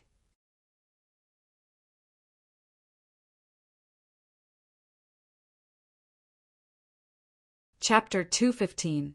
Flower Brothel. Inside the room, Qin Feiyang looked at the Qiankuan bag in his hand, his eyes shining. Fatso and Lu Hong had already restored their true appearance, standing next to him, recounting their experience in the treasure pavilion. After listening, Qin Feiyang couldn't help but laugh. Fatso and Lu Hong's ability to do things was really beyond his expectations. In the future, he could completely rest assured and leave these matters to the two of them to handle. Fatty chuckled and said, "Boss, we've made a great contribution this time. Shouldn't you reward us?" Qin Feiyang's face twitched, nodding with a smile. "Sure, but the premise is that if I give you a reward now, don't ask me for a potential pill in the future." Fatso was quite happy at first, but when he heard the latter part of the sentence, his face suddenly changed, and he quickly waved his hand. This reward, Fat Lord still doesn't want it. Lu Hong covered her mouth and snickered at the side. Swoosh! Suddenly, a white figure flew through the window and landed in front of Qin Feiyang and the other two. Qin Feiyang was startled and immediately became vigilant. How could it be you? But when Fatso saw the person's true appearance, he revealed a look of surprise. Lu Hong was the same. Qin Feiyang looked at the man, suspiciously looked at Fatso and Lu Hong, and asked, "You know each other?" Fatso said, "When Fat Lord left the treasure pavilion, he bumped into Fat Lord." When the middle-aged man heard this, anger immediately crept onto his face, and he said, "It really is you guys. Qin Feiyang, you're really amazing. You just entered King Pan City, and you immediately made the two of them sweep away all the medicinal ingredients." And Fatso and Lu Hong looked at each other, frowning. Qin Feiyang looked at the middle-aged man for a moment, and suddenly realized something and said with a smile, "Senior, you can't blame me. You are too slow." "What's going on?" Fatso glanced at the two of them and suddenly thought of something. He asked in surprise, "Could it be that you're Pavilion Master Jiang? What do you think?" The middle-aged man glared coldly at Fatso and swallowed a facial restoration pill. Who else could it be but Jiang Jingyi when he regained his true appearance? Haha! Fatso couldn't help but burst into laughter. Lu Hong bowed and smiled. Senior Jiang, I'm really sorry for bumping into you just now. Jiang Jingyi said angrily, that's not the point. The point is, do you three bastards still have any respect for me? Qin Feiyang smiled and said, Senior, we have always kept you in our hearts. Right. Fatso lowered his head again and again. His face was full of smiles. Jiang Jingyi gritted his teeth in anger as he looked to the three of them. Originally, he wanted to continue resting after the white-haired old man left. However, when he thought that Qin Feiyang might also be interested in those herbs, he immediately went to the treasure pavilion. In order not to attract attention, he even changed his appearance and walked there. However, he was still a step too late. Qin Feiyang said carefully, Senior, we're competing fairly and using our own methods. You won't bully the weak, right? Jiang Jingyi said playfully, what if I bully the weak? Qin Feiyang said, if you're unreasonable, then there's nothing I can do. Humph! Jiang Jingyi snorted and rolled his eyes at him. He asked, how many herbs did you get? Qin Feiyang shook his head and said, I don't know yet, but it shouldn't be much. Jiang Jingyi said, don't try to fool me. Let me tell you, everyone has a share. No matter what, you have to give me some. Qin Feiyang was a little helpless. He smiled faintly and said, how about this, you pay 10 times the price, and I'll sell them all to you. Why don't you just rob me? Jiang Jingyi gritted his teeth. 10 times, to think that this kid could say it. Qin Feiyang smiled and said, Senior, since we've already talked about it, why don't we cooperate? Don't try to change the topic. Jiang Jingyi said angrily, but after thinking, he asked again, how? Qin Feiyang said, let me ask first, Senior, when you went to the treasure pavilion, did you say anything? Do I look like such a stupid person to you? Jiang Jingyi said angrily. Then it's easy. Other than Pan King City, there are other cities in Pan County. For example, the treasure pavilion in Haiyun City must have herbs for the potential pill. Why don't we visit all the treasure pavilions in Pan County before the friendly competition starts? Qin Feiyang smiled and said, in fact, he had this idea from the beginning. However, because he and Fatso were too slow, they couldn't rush to other cities in a short time. Jiang Jingyi was different. With his speed, he estimated that he could visit all the cities in Pan County in less than a day. That's a good idea. Kid, thank you for your reminder. When I come back, I'll give you some. Jiang Jingyi's eyes revealed a sinister smile.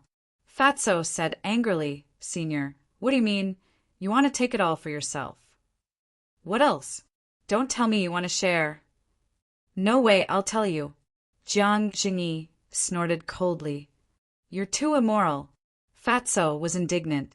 Qin Feiyang reached out to stop Fatso and looked at Jiang Jingyi with a smile. Senior, if you insist on doing this, I won't dare to have any objections. But if the chief pavilion master of Pan County knows about those herbs, I'm afraid you won't get what you want. Seeing Qin Feiyang and the other two suffer, Jiang Jingyi was a little proud. However, when he heard the latter part, his face changed and he said angrily, Are you threatening me? Qin Feiyang waved his hand and said, No, it's not a threat, it's a win-win situation. I'm not going overboard. Let's split the profits. You get 60%, I get 40%. Lu Hong said with a smile. Pavilion Master Jiang, we've already given in. We're not letting you down.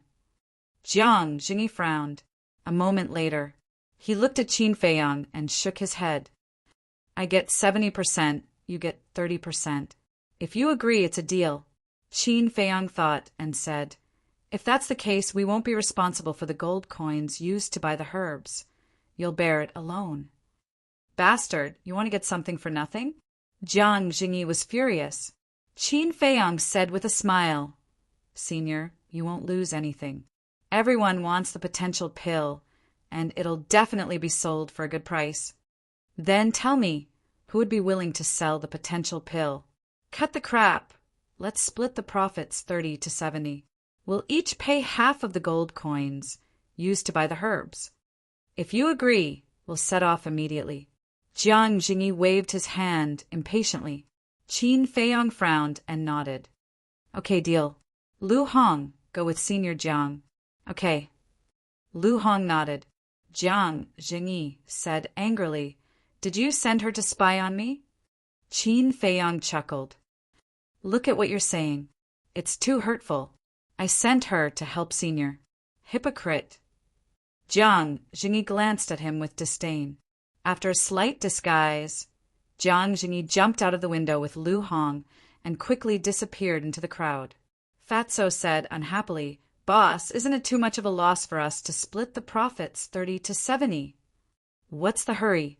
In the entire Great Qin Empire, I'm the only one who knows how to refine the potential pill. Qin Feiyong smiled faintly. That's right. Fatso came to a realization and couldn't help but smile evilly. No matter how many medicinal herbs Jiang Jingyi obtained, in the end, wouldn't he still have to ask Boss Qin to help him refine it? According to the old rules, they could split the profits 50 to 50. At that time, they could make a huge profit, but suddenly, he frowned again. That's not right, boss. How can you be so sure that you're the only one who knows how to refine it in the Great Qin Empire? Qin Feiyong smiled and didn't answer. In the imperial capital, what kind of pills had he not heard of? There was no such thing as a potential pill. If he hadn't encountered the pill scripture, he wouldn't have known that there was such a pill in the world. If even the imperial capital didn't have it, it was naturally impossible for other places to have it. In the evening, Jia He called everyone to the hall. The eldest prince and the others who went out for a stroll had also returned. Everyone sat around the table. Old Ancestor Lin glanced at everyone and asked, Have you seen Pavilion Master Jiang? Everyone shook their heads. Qin Feiyong and Wolf King were also silent. Zhao Shuang smiled.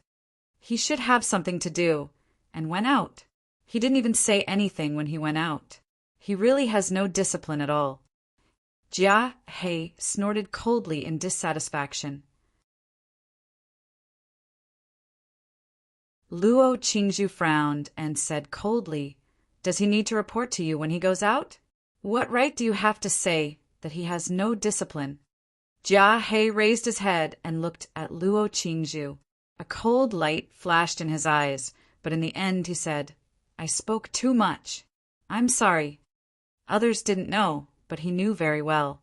Jiang Jingyi loved this daughter very much. If he dared to do anything to Luo Qingzhu, Jiang Jingyi would definitely not let him go. Cough, cough. Old Ancestor Lin coughed and said with a smile, It's not a big deal. There's no need to alarm Pavilion Master Jiang.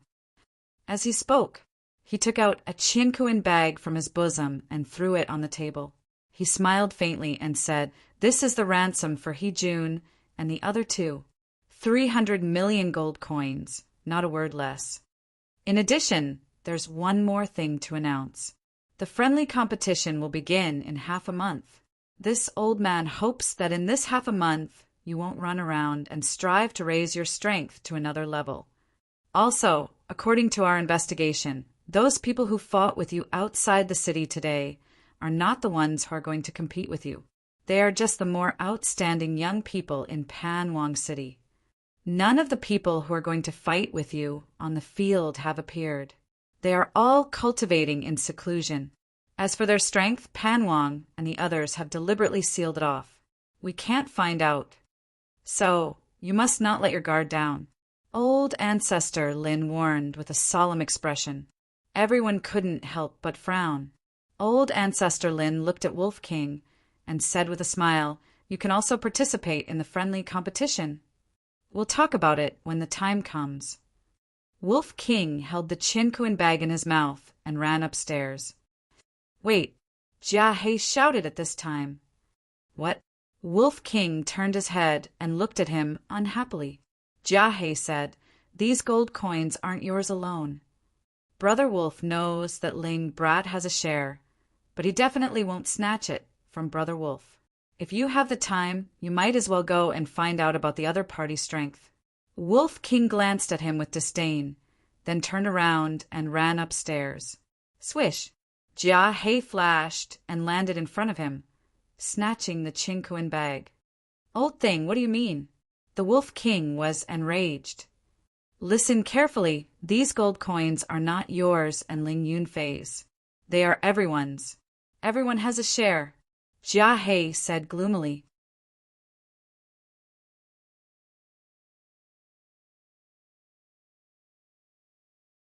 Chapter 216. Wolf King was stunned and asked, "What did you say?" "Say it again." "Everyone has a share of the 300 million gold coins," Jia He said word by word. "Why, it was Brother Wolf and Ling Brat who took action. It was also us who captured He Jun and the other two alive. You guys have been watching the show from the sidelines and want a share of the profits. Isn't that too whimsical?" Wolf King said angrily. "That's right, these gold coins should be divided equally between Wolf King and me." Ling Yunfei stood up and said. Jia He sneered, "You can't be so selfish. Although you guys captured them alive, without us, you guys would have been killed by the 3 patriarchs. Forget it. With your strength, it's not enough to fill the gaps between their teeth. They are afraid of Jiang Jingyi, understand? If you want to divide, you can give Luo Qingzhu a share. As for the others, don't even think about it." Wolf King said disdainfully. Shuiyang said, "What are you being arrogant for? Even if you guys didn't take action, we could still take them down." Lin Hao said, "We just don't like to show off like you guys." "Pa!" Qin Feiyang slapped the table and stood up. "You can't be too greedy. It's just 300 million gold coins. I don't care much about it. I'll reward you guys to drink." And Shuiyang and the others frowned. Qin Feiyang turned and walked to Wolf King's side, looking at Jia He. "Please make way." That disdainful gaze and contemptuous tone made Jia He's blood boil. He didn't make way. He wanted to see what Qin Feiyang could do to him. Qin Feiyang shook his head and smiled. He grabbed Wolf King and jumped directly to the corridor on the 2nd floor. "Ling Yunfei, there's no need to quarrel over that little bit of gold coins," he said indifferently and entered the room with Wolf King without looking back. Ling Yunfei glanced at Shuiyang and the others as a cold glint flashed in his eyes.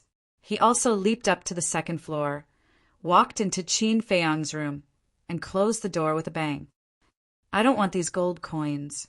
You can divide them among yourselves." Luo Qingzhu, Zhao Shuanger, and Feng Ling looked at each other, then got up and left. The Crown Prince and old ancestor Lin were silent. Shuiyang and the others were furious. The atmosphere at the scene was rather strange. "Tea room." Ling Yunfei slapped the coffee table and raged. "Jia He has gone too far. When Brother Wolf becomes stronger, I'll kill him first." Wolf King's huge eyes were filled with a terrifying, ominous glint. "Don't worry. Sooner or later, they will spit out what they have swallowed today," Qin Feiyang said with a smile. He had plenty of ways to deal with these clowns. Dong!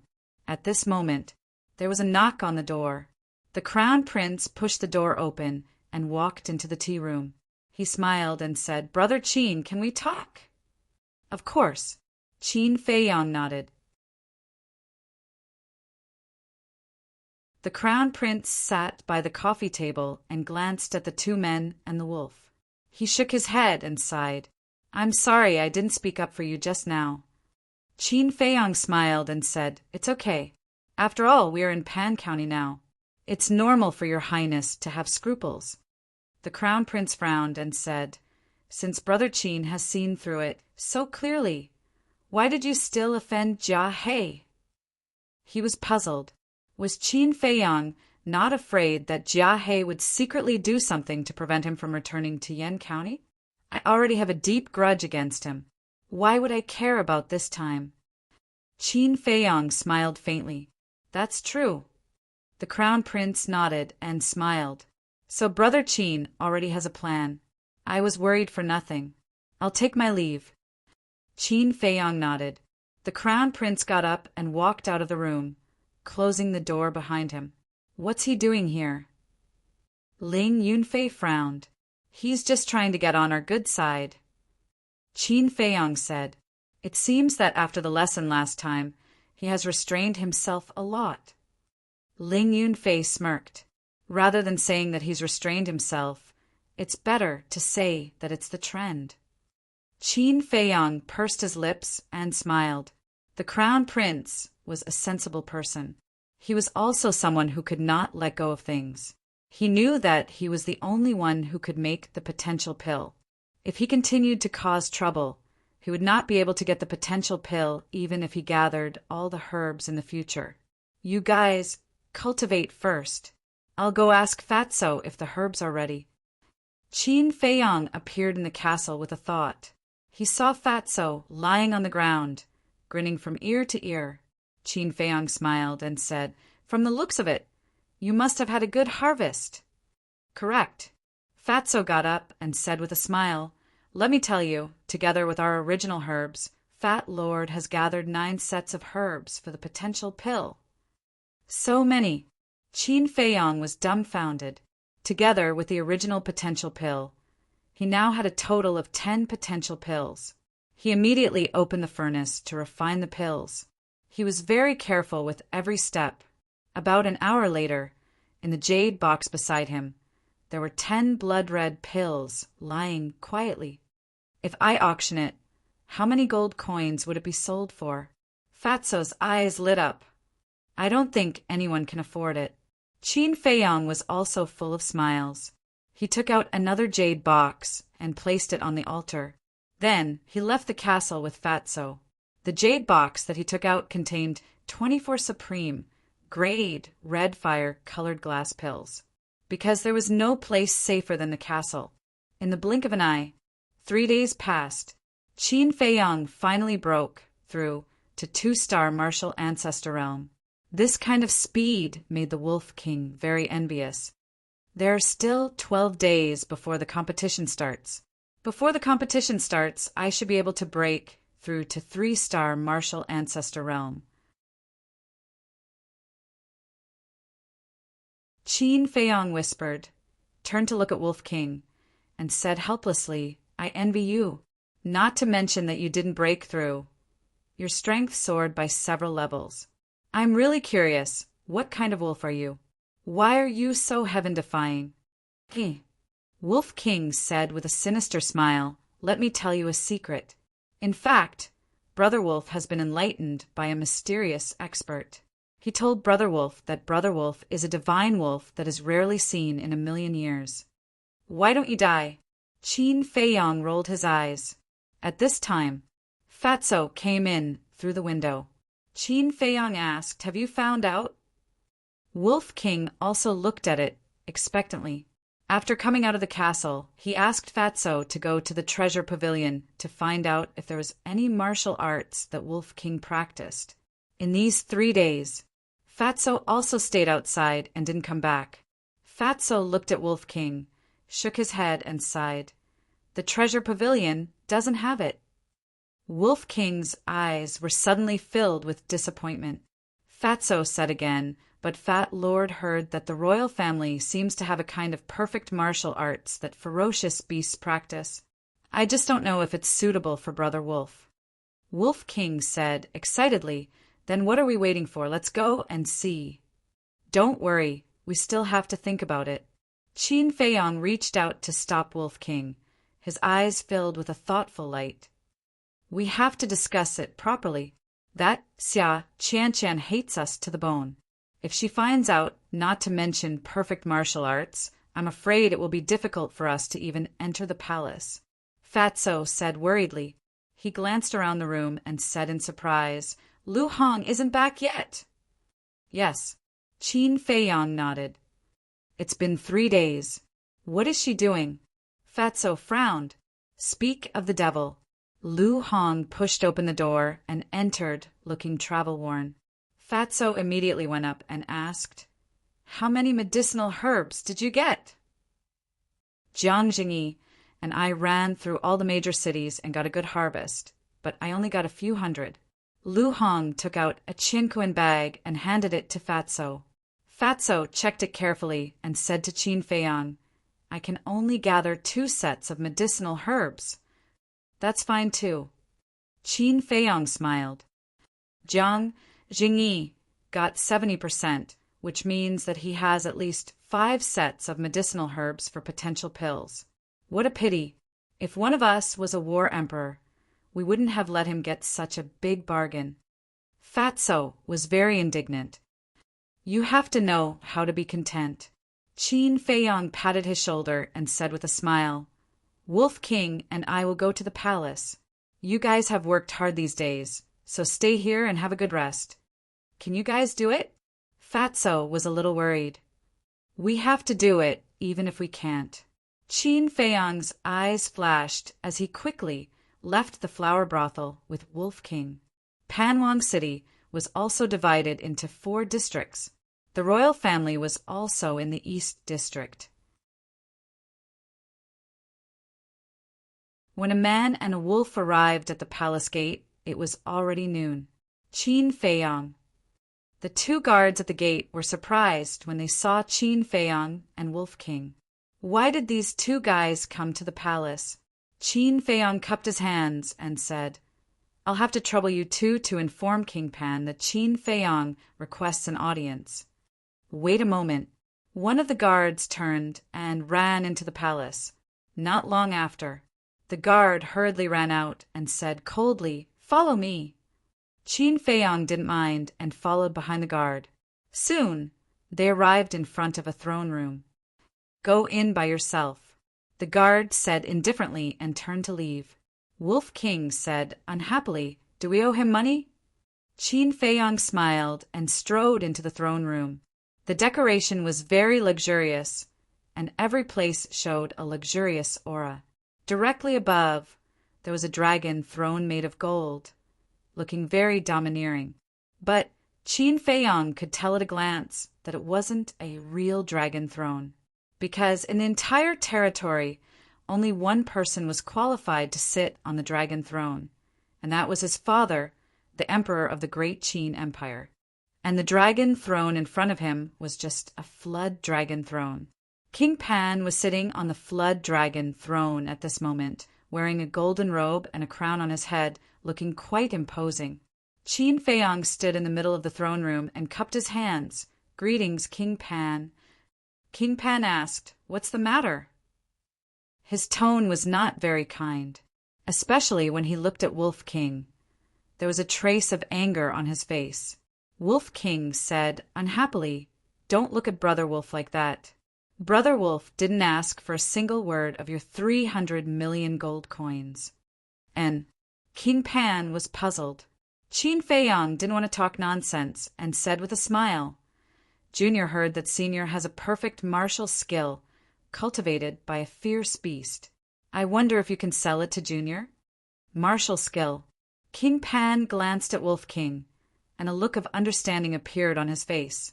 He nodded and said, I do have a martial skill that is suitable for it to cultivate, but I can't sell it to you. Please go back. Wolf King's eyes suddenly became fiery. Qin Feiyang said, No matter how high the price is, Senior, please consider it again. He had to cut the Gordian knot. Otherwise, when Xia Qianqian heard the news and rushed over, this matter would definitely be ruined. Do you think I'm a person who lacks money? However, if you can agree to one condition, not to mention selling it to you, I can even give it to you.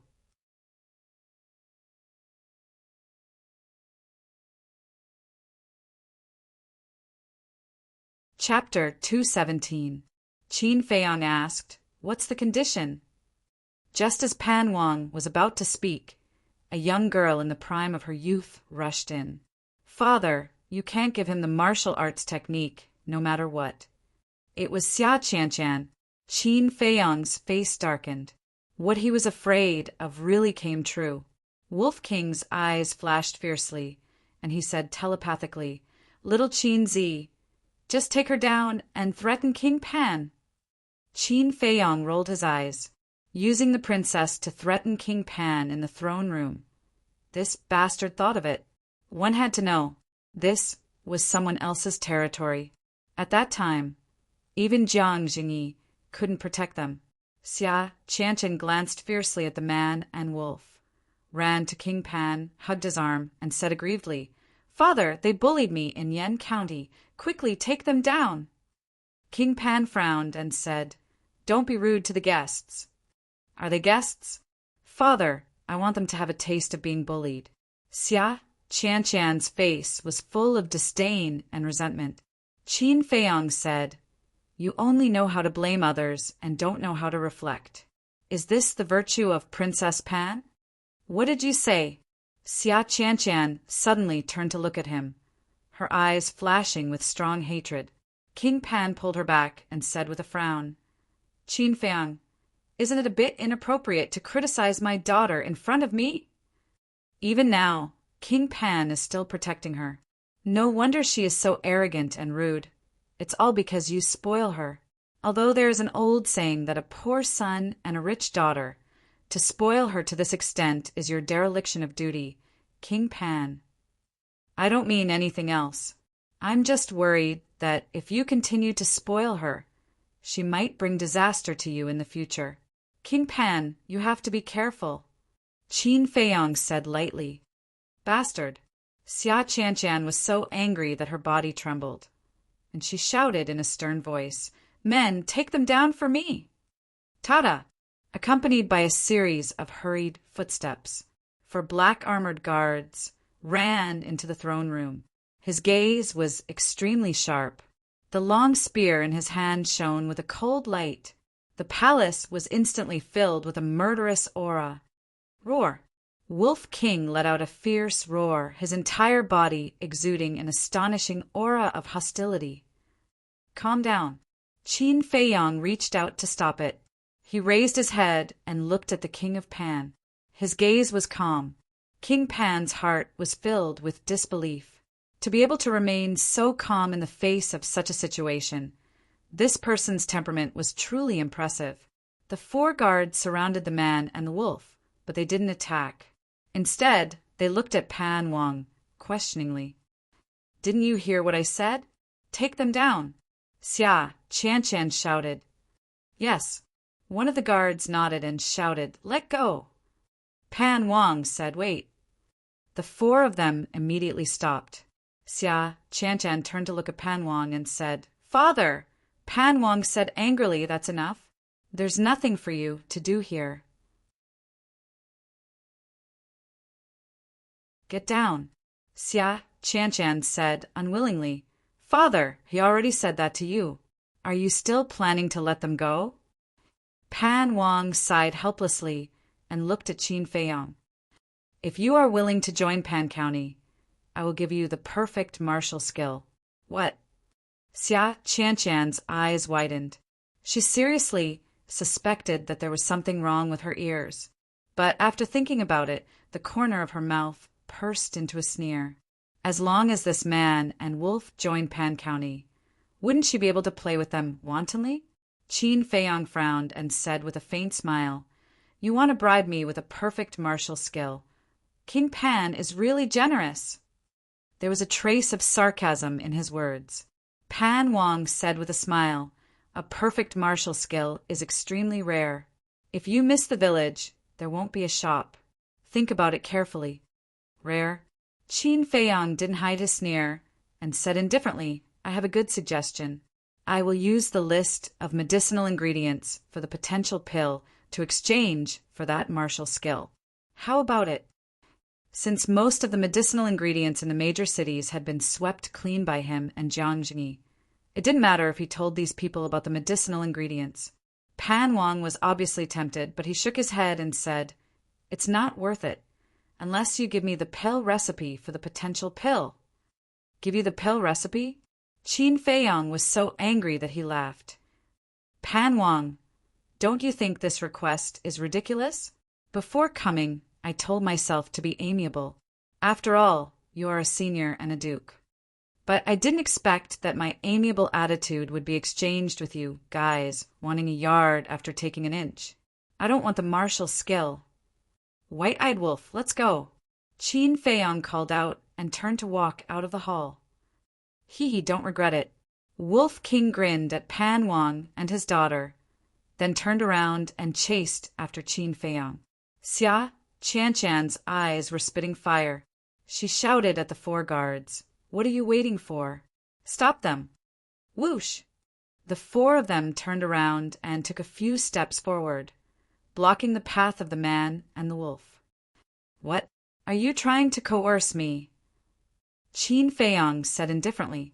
Pan Wang looked at the man and wolf, his eyes flickering. In the end, he nodded and said, Okay, I promise you. Use the list of herbs in exchange. Qin Feiyang raised the corner of his mouth and shook his head. I'm sorry, I'm no longer interested in that martial skill. Pan Wang's eyes darkened. You're making fun of me. Qin Feiyang smiled faintly. You're the one who's insatiable, and now you're blaming me. Are the royal families of Pan County all so rude and unreasonable? Also, I can't bear the crime of making fun of the Duke. You can't use your status to slander me. He added, Preposterous. Xia Qianshan was so angry that she stomped her feet. Father, he's looking down on our royal family. Quickly kill them.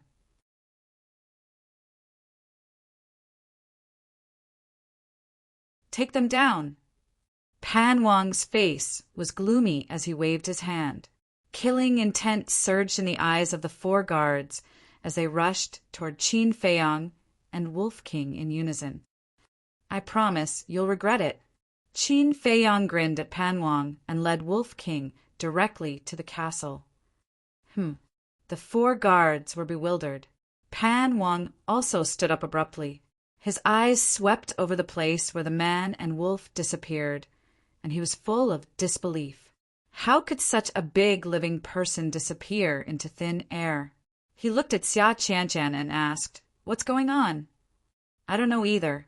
Xia Qianshan shook her head. Suddenly, she seemed to have thought of something and said, I heard in Yan County that Qin Feiyang has a treasure that can hide him. He must be hiding in there now. It's said that he can even hear the conversation outside. Heard about it. Pan Wang's face was full of disbelief. Even he couldn't sense it. What level was the treasure hiding in there? Why didn't you tell me earlier? He glared at Xia Qianshan angrily. If he had known this earlier, he wouldn't have dared to use force. After being fiercely glared at by Pan Wang, Xia Qianshan felt so wrong that tears flowed out of her eyes. Pan Wang felt helpless and comforted her. All right, it's my fault. I shouldn't blame you, but you really have to change your temper. Xia Qianshan said, Father, can you kill Qin Feiyang and that beast? Pan Wang shook his head and said, No, Qin Feiyang is highly valued by the prefecture. We can't kill him. Moreover, if he dies in Pan County, Yan County won't let it go. You can leave first. Xia Qianshan said resentfully, Even if we don't kill them, we have to make them suffer.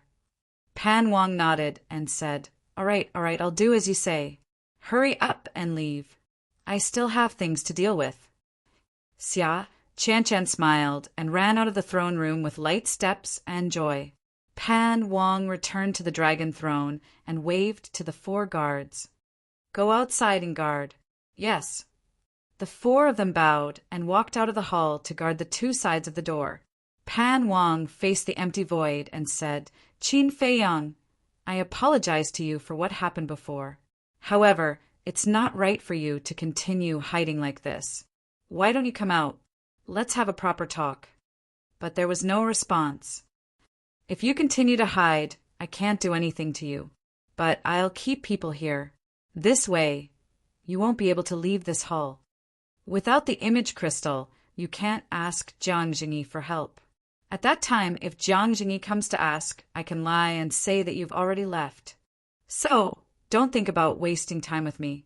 As long as you give me the potential pills formula, I'll not only give you the martial skill, but also treat you as an honored guest. Pan Wang said indifferently, "Inside the castle." Wolf King said angrily, "Did you hear that? Not only did this old man not repent, he even blatantly threatened us. We can't let him go like this. We have to make him pay the price." Qin Feiyang said, "This kind of person really needs to be taught a deep lesson." Wolf King sneered, and he said that we don't have the image crystal. He really thinks he's smart. Immediately send a message to Fatso and ask Jiang Jingyi to come. Qin Feiyang took out the image crystal, but then took it back and shook his head. "Don't inform Jiang Jingyi for now." Wolf King was slightly stunned and asked, "What do you mean?"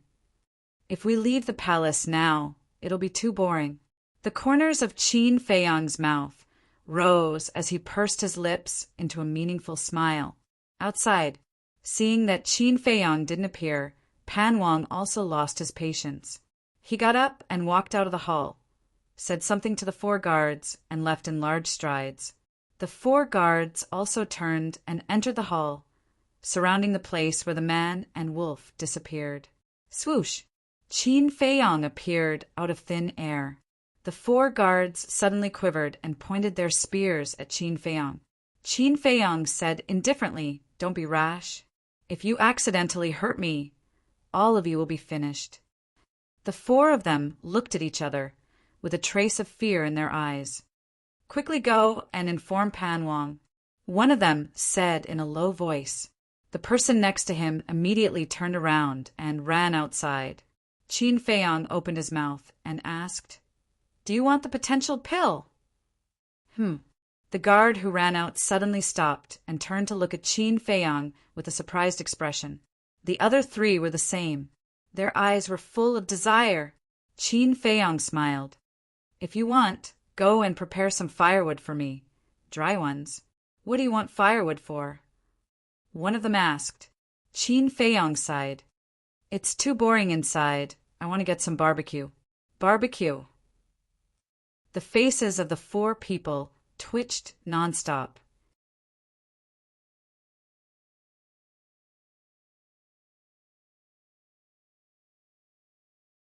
Chapter 218. The 4 guards were a little hesitant, not knowing if they should do so. Qin Feiyang said with a smile, "I'll give the potential elixir to whoever finds me the firewood first." Wait a moment. The guard standing outside the door immediately turned around and disappeared without a trace. The 3 people surrounding Qin Feiyang had vexed looks on their faces. The potential elixir was a fatal temptation to anyone. However, they still didn't know Qin Feiyang. If it were the guards of the County Yen Palace, they would definitely not listen to his nonsense. After a while, the guard came back. In his hand, he was carrying a large bundle of dry firewood. He ran to Qin Feiyang and said with a flattering smile, "Young Master Qin, is this okay?" "Of course." Qin Feiyang nodded and took the firewood from the guard's hand. He said with a smile, "You're a good person. I'll take you to see my hidden treasure." Okay. The guard nodded and bowed. He was very excited. Qin Feiyang grabbed him and entered the castle. "This is..." The guard scanned the castle in bewilderment, his face full of amazement. "How is it? It's amazing, isn't it?" Qin Feiyang smiled and threw the bundle of firewood on the ground. "It's not amazing. It's too amazing." The guard was dumbfounded. Qin Feiyang's eyes flashed with a cold light. He took out a rib and smashed it on the back of the guard's head. "You!" The guard looked at him in disbelief. The next moment, he fell to the ground and fainted. "Little Qin Zi, what do you want to do?" Wolf King looked at Qin Feiyang suspiciously. Qin Feiyang didn't explain. He put away the rib, quickly took off the black armor on the guard and put it aside. Then he took out a piece of clothing from the chinkoan bag and threw it on the bundle of firewood. Then he took out another match and set the garment ablaze. After a while, the clothes and firewood were burning. Wolf King said in surprise, "What do you mean? Are you going to destroy the corpse?" Don't you think of anything good in your head all day long? Qin Feiyang gave him a knock on the head and appeared in the hall with a bundle of burning firewood. Brother Qin, what are you doing? Where's Theta Wang? The three guards looked at him in confusion. Theta Wang was the guard who was knocked out by Qin Feiyang. Theta Wang is eating barbecue inside. Qin Feiyang grinned and kicked the bundle of firewood with all his might. At once, sparks flew. The three guards were shocked, and hurriedly, the bundle of firewood was scattered and shot. A piece of firewood flew a golden yellow curtain. The curtain was made of silk. When it came into contact with fire, it instantly burned. This, not good. Stop him. Let's go put out the fire. The faces of the three suddenly changed. Two of them ran to put out the fire. The other person stretched out his hand at the same time and grabbed Qin Feiyang. Swish! Qin Feiyang disappeared into thin air and entered the castle. Without saying a word, he took out an illusory form pill and threw it into his mouth, turning into Theta Wang's appearance. He swiftly wore the black armor on his body. Then, he appeared in the hall again. The guard who captured him earlier was also putting out the fire, because the flammable objects in various places were already burning. Moreover, the fire was spreading rapidly. The air also became extremely hot. When one of the guards noticed Qin Feiyang, he anxiously shouted, "Theta Wang, what are you waiting for? Come and help." Another guard said angrily, "Why didn't you stop Qin Feiyang when you were there?" Qin Feiyang pretended to be overly frightened and said, "I didn't know that he was going to start a fire and burn the throne room. You guys keep an eye on him. I'll get someone to help." Finished. Qin Feiyang turned around and ran out of the hall in a panic. What's going on? Why is the throne room on fire? As soon as he ran out of the hall, more than a dozen guards ran towards him, their faces full of anxiety. Qin Feiyang said, "Let's talk later. Help put out the fire." The dozen or so guards quickly ran into the hall. This is just the beginning. Qin Feiyang smiled coldly, glanced ahead, and ran towards the back of the throne room. A group of maids and guards were running towards him with buckets of water. "Hurry up and put out the fire," Qin Feiyang shouted at them. The group of maids and guards did not say a single word as they hurriedly ran past him. Qin Feiyang suddenly reached out, grabbed the last maid, and said, "Take me to the princess." The maid looked at him suspiciously. Qin Feiyang took out the changshui, pressed it against her back, and said coldly, "Don't make a sound or I'll kill you." The maid wanted to scream, but when she heard this, she immediately shut up, her cheeks pale. Qin Feiyang said, "Don't worry.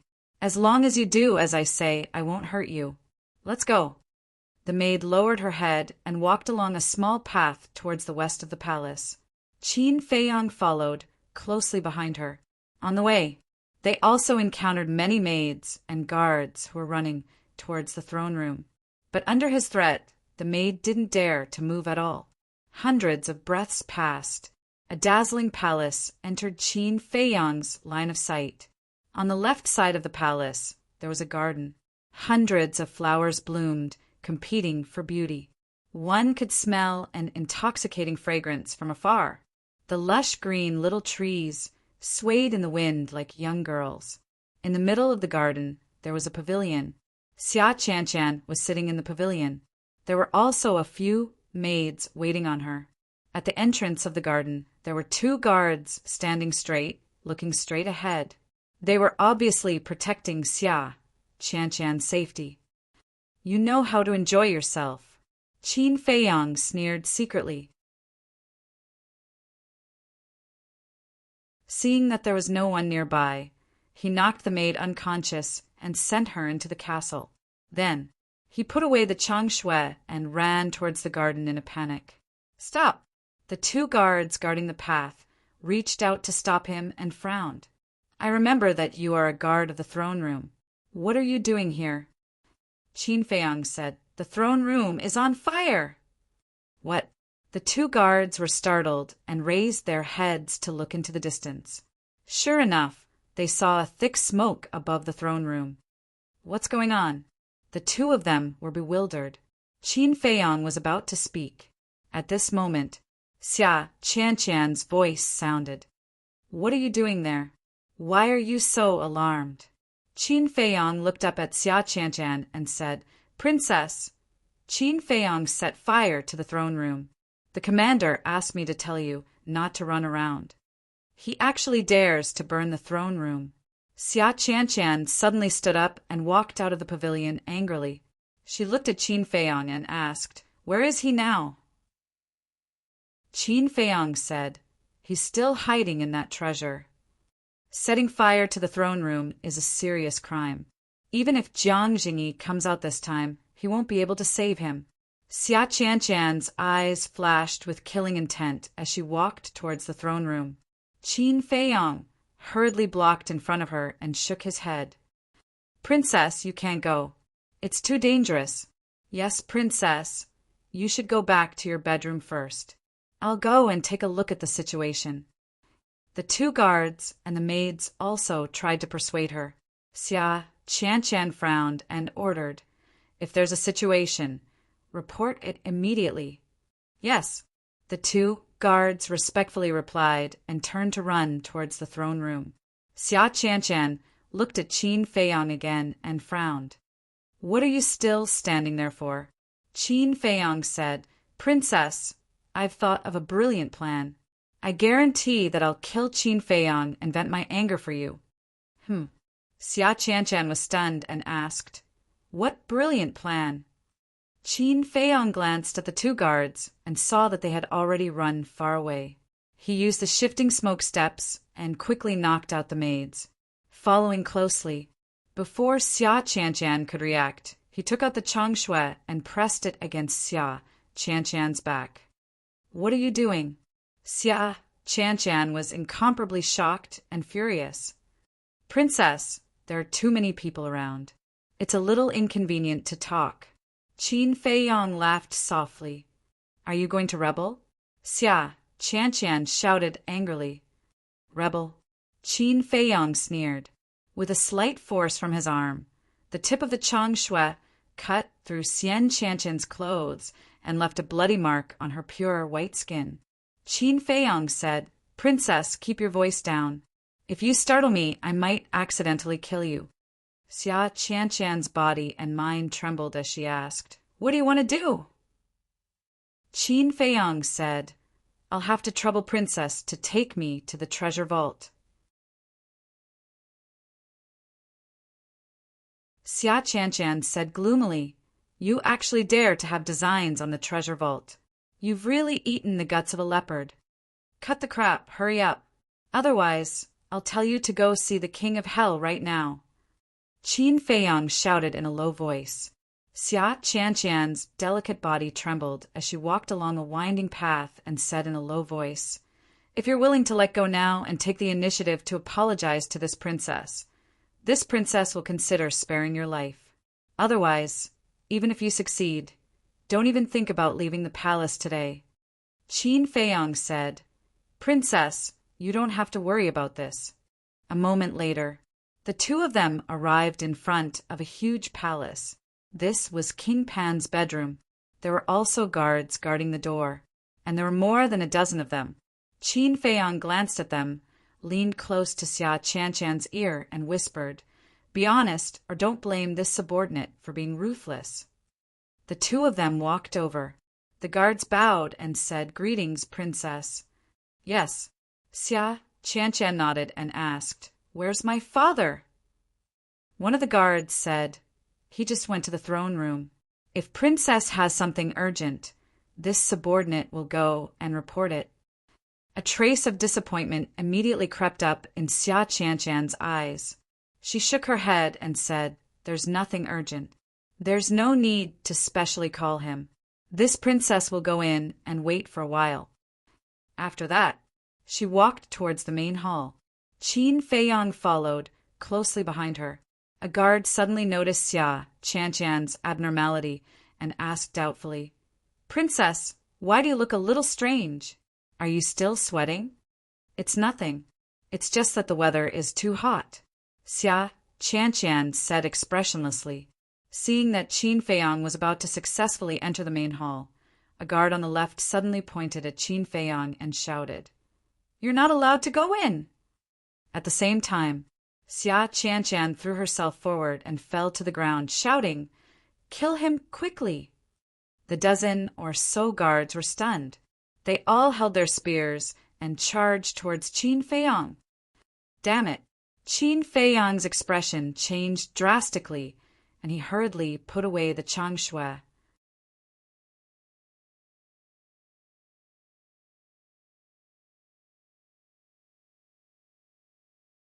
Chapter 219.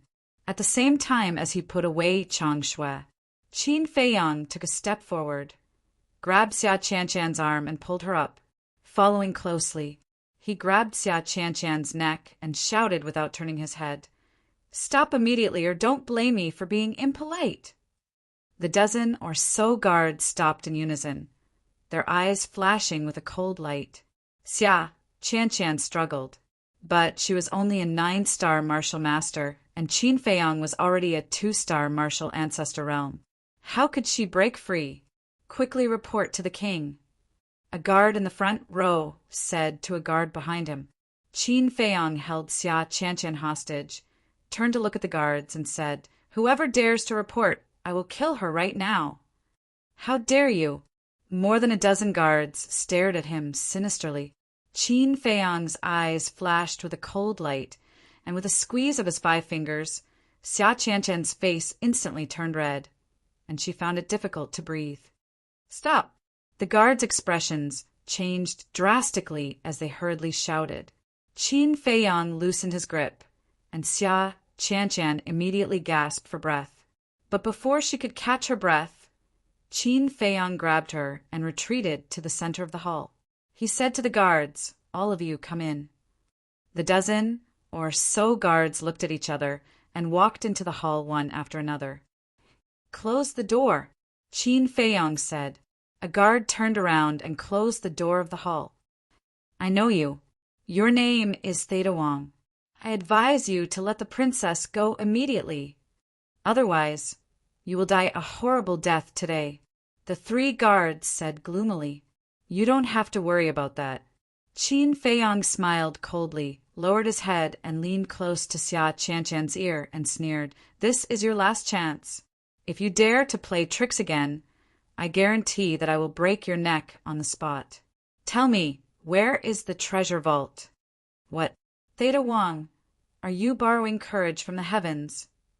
The dozen or so guards were dumbstruck. Not only did he blackmail the princess, but he also wanted to loot the treasury. He was simply crazy. Xia Qianqian was deathly pale.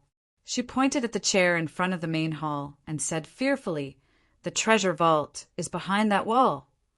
Qin Feiyang led her towards the chair while keeping an eye on the dozen or so bodyguards. Now, no more accidents could happen. Otherwise, he would really have died here today. Several breaths later, he came to the back of the chair and glanced at the wall. It seemed to be a seamless hole without any gaps.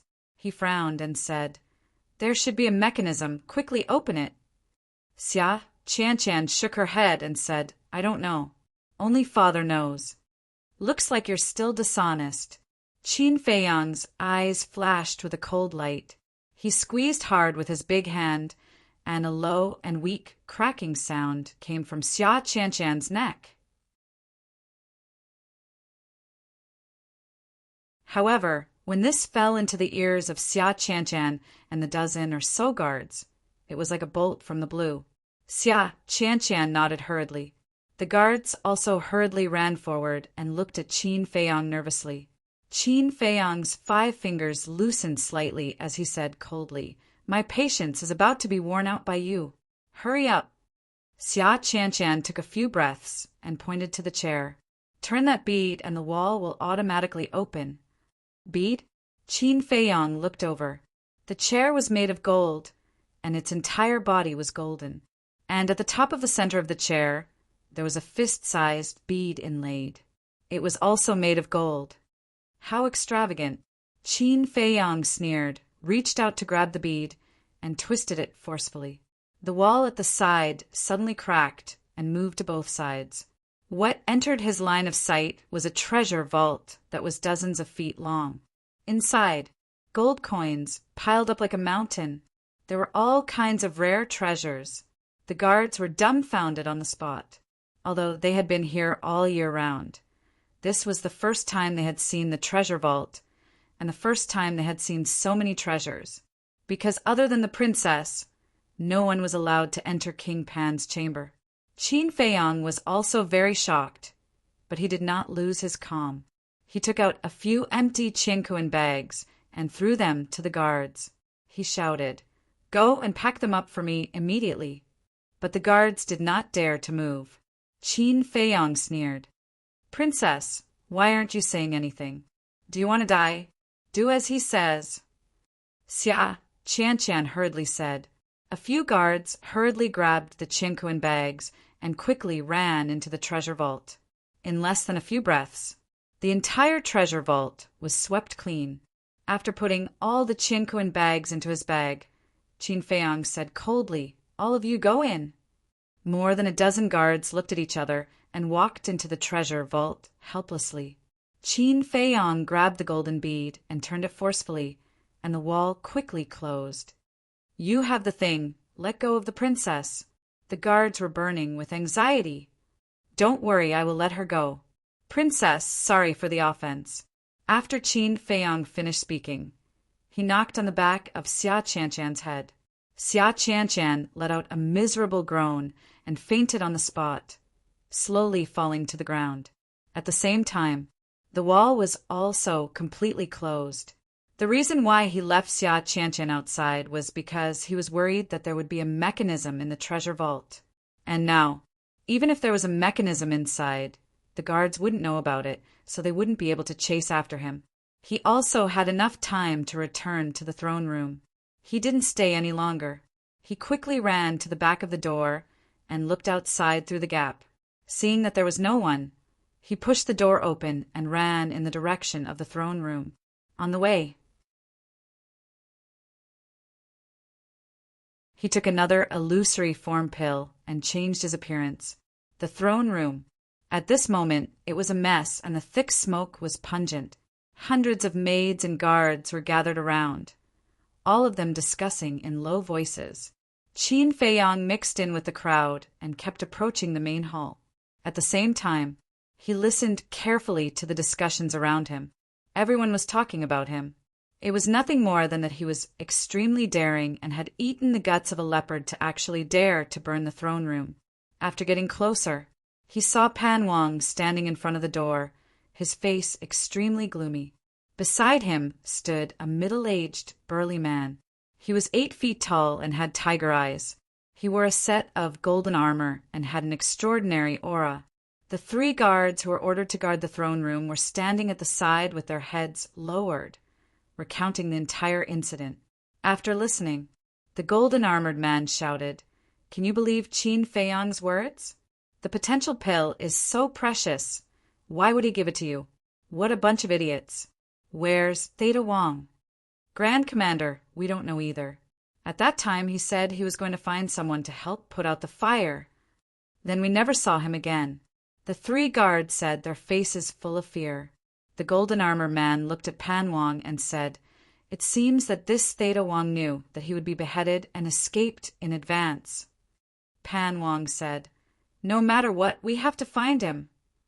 "Yes." The golden-armored man cupped his hands and said. Pan Wang glanced at the messy throne room and shouted, "Qin Feiyang, you've gone too far this time. Come out and plead guilty. Otherwise you can forget about leaving this place for the rest of your life." He thought that Qin Feiyang was still inside. The golden-armored man followed and said, "Qin Feiyang, the throne room is the most sacred place in the palace. By burning this place, you're looking down on our royal family. Even if Jiang Jingyi comes, you won't be able to escape." Qin Feiyang, who was mixed in the crowd, had a hint of ridicule in his eyes. Seeing that Qin Feiyang didn't come out for a long time, Pan Wang clenched his hands and sneered. Fine, if you want to waste time, this king will waste time with you. Grand Commander, you stay here personally. Yes, the golden-armored man bowed and replied. Pan Wang glanced at the main hall, then soared into the air and flew towards the direction of the bedroom. Farewell, your majesty. Everyone present bowed one after another. Qin Feiyang, of course, also had to put on an act. The golden-armored man withdrew his gaze and said expressionlessly, The guards stay here first. The rest of you go do what you need to do. A maid asked, Grand Commander, aren't you going to clean the throne room? The golden-armored man said, Not for the time being. Heard. Those maids turned and left. There were about 200 to 300 guards left behind. The golden-armored man glanced at everyone and shouted, Leave a dozen people. The rest of you go look for Theta Wang. You must find him for this commander. Immediately, one by one, the guards quickly spread out and started a carpet search. Bastard! At this moment, a furious roar exploded somewhere in the palace like a thunderclap from the ninth heaven. The sound lingered, echoing above the palace for a long time. What's going on? Everyone in the palace was alarmed. Everyone looked at Pan Wang's bedroom, their faces full of surprise. You guys watch carefully. The golden-armored man ordered Qin Feiyang and the others, then soared into the sky, turned into a stream of light, and flew towards Pan Wang's bedroom. What the hell happened to make the king so angry? The guards around Qin Feiyang all ran to an open area on the side and looked in the direction of King Pan's sleeping quarters. Qin Feiyang's eyes flashed, used the smoke-gathering steps, ran into the main hall, and then went to the castle. That was close. As soon as he entered the castle, he sat on the ground with a face full of fear. Kid, you're really bold. You even dared to rob the royal treasury. Do you know how much Brother Wolf sweated for you inside? Wolf King stared at him fiercely. Qin Feiyang let out a long breath and said with a smile, Didn't I succeed? Wolf King said worriedly, It's good that you succeeded, but how are you going to get away? Qin Feiyang said with a faint smile, I've always been using Theta Wang's face. If Pan Wang wants to settle the score, he will only look for him. What am I afraid of? After that, he looked at Theta Wang lying on the ground. He found that he was already dead. Next to Theta Wang, there was a woman lying. It was the maid who took him to find Xia Qianchan, but she was also dead. It was Brother Wolf who killed them. If they don't get rid of them, they will bring you a lot of trouble, especially Theta Wang. When he leaks out that you knocked him out, it will definitely arouse Pan Wang's suspicion. Wolf King said. Qin Feiyang nodded. In the bedroom, Pan Wang looked at the empty treasury, and his face was almost distorted. The golden-armored man was also beside him, his face full of disbelief. This Theta Wang dared to rob the treasury? That's how it happened. Your Majesty, we were incompetent and didn't guard the treasury well. We are willing to accept the punishment. After saying the whole story, the dozen guards knelt on the ground, lowered their heads, and took the initiative to beg for forgiveness. You're tuning in to the Thunder Spear YouTube channel. Don't forget to subscribe and join us on this journey to catch the most captivating stories.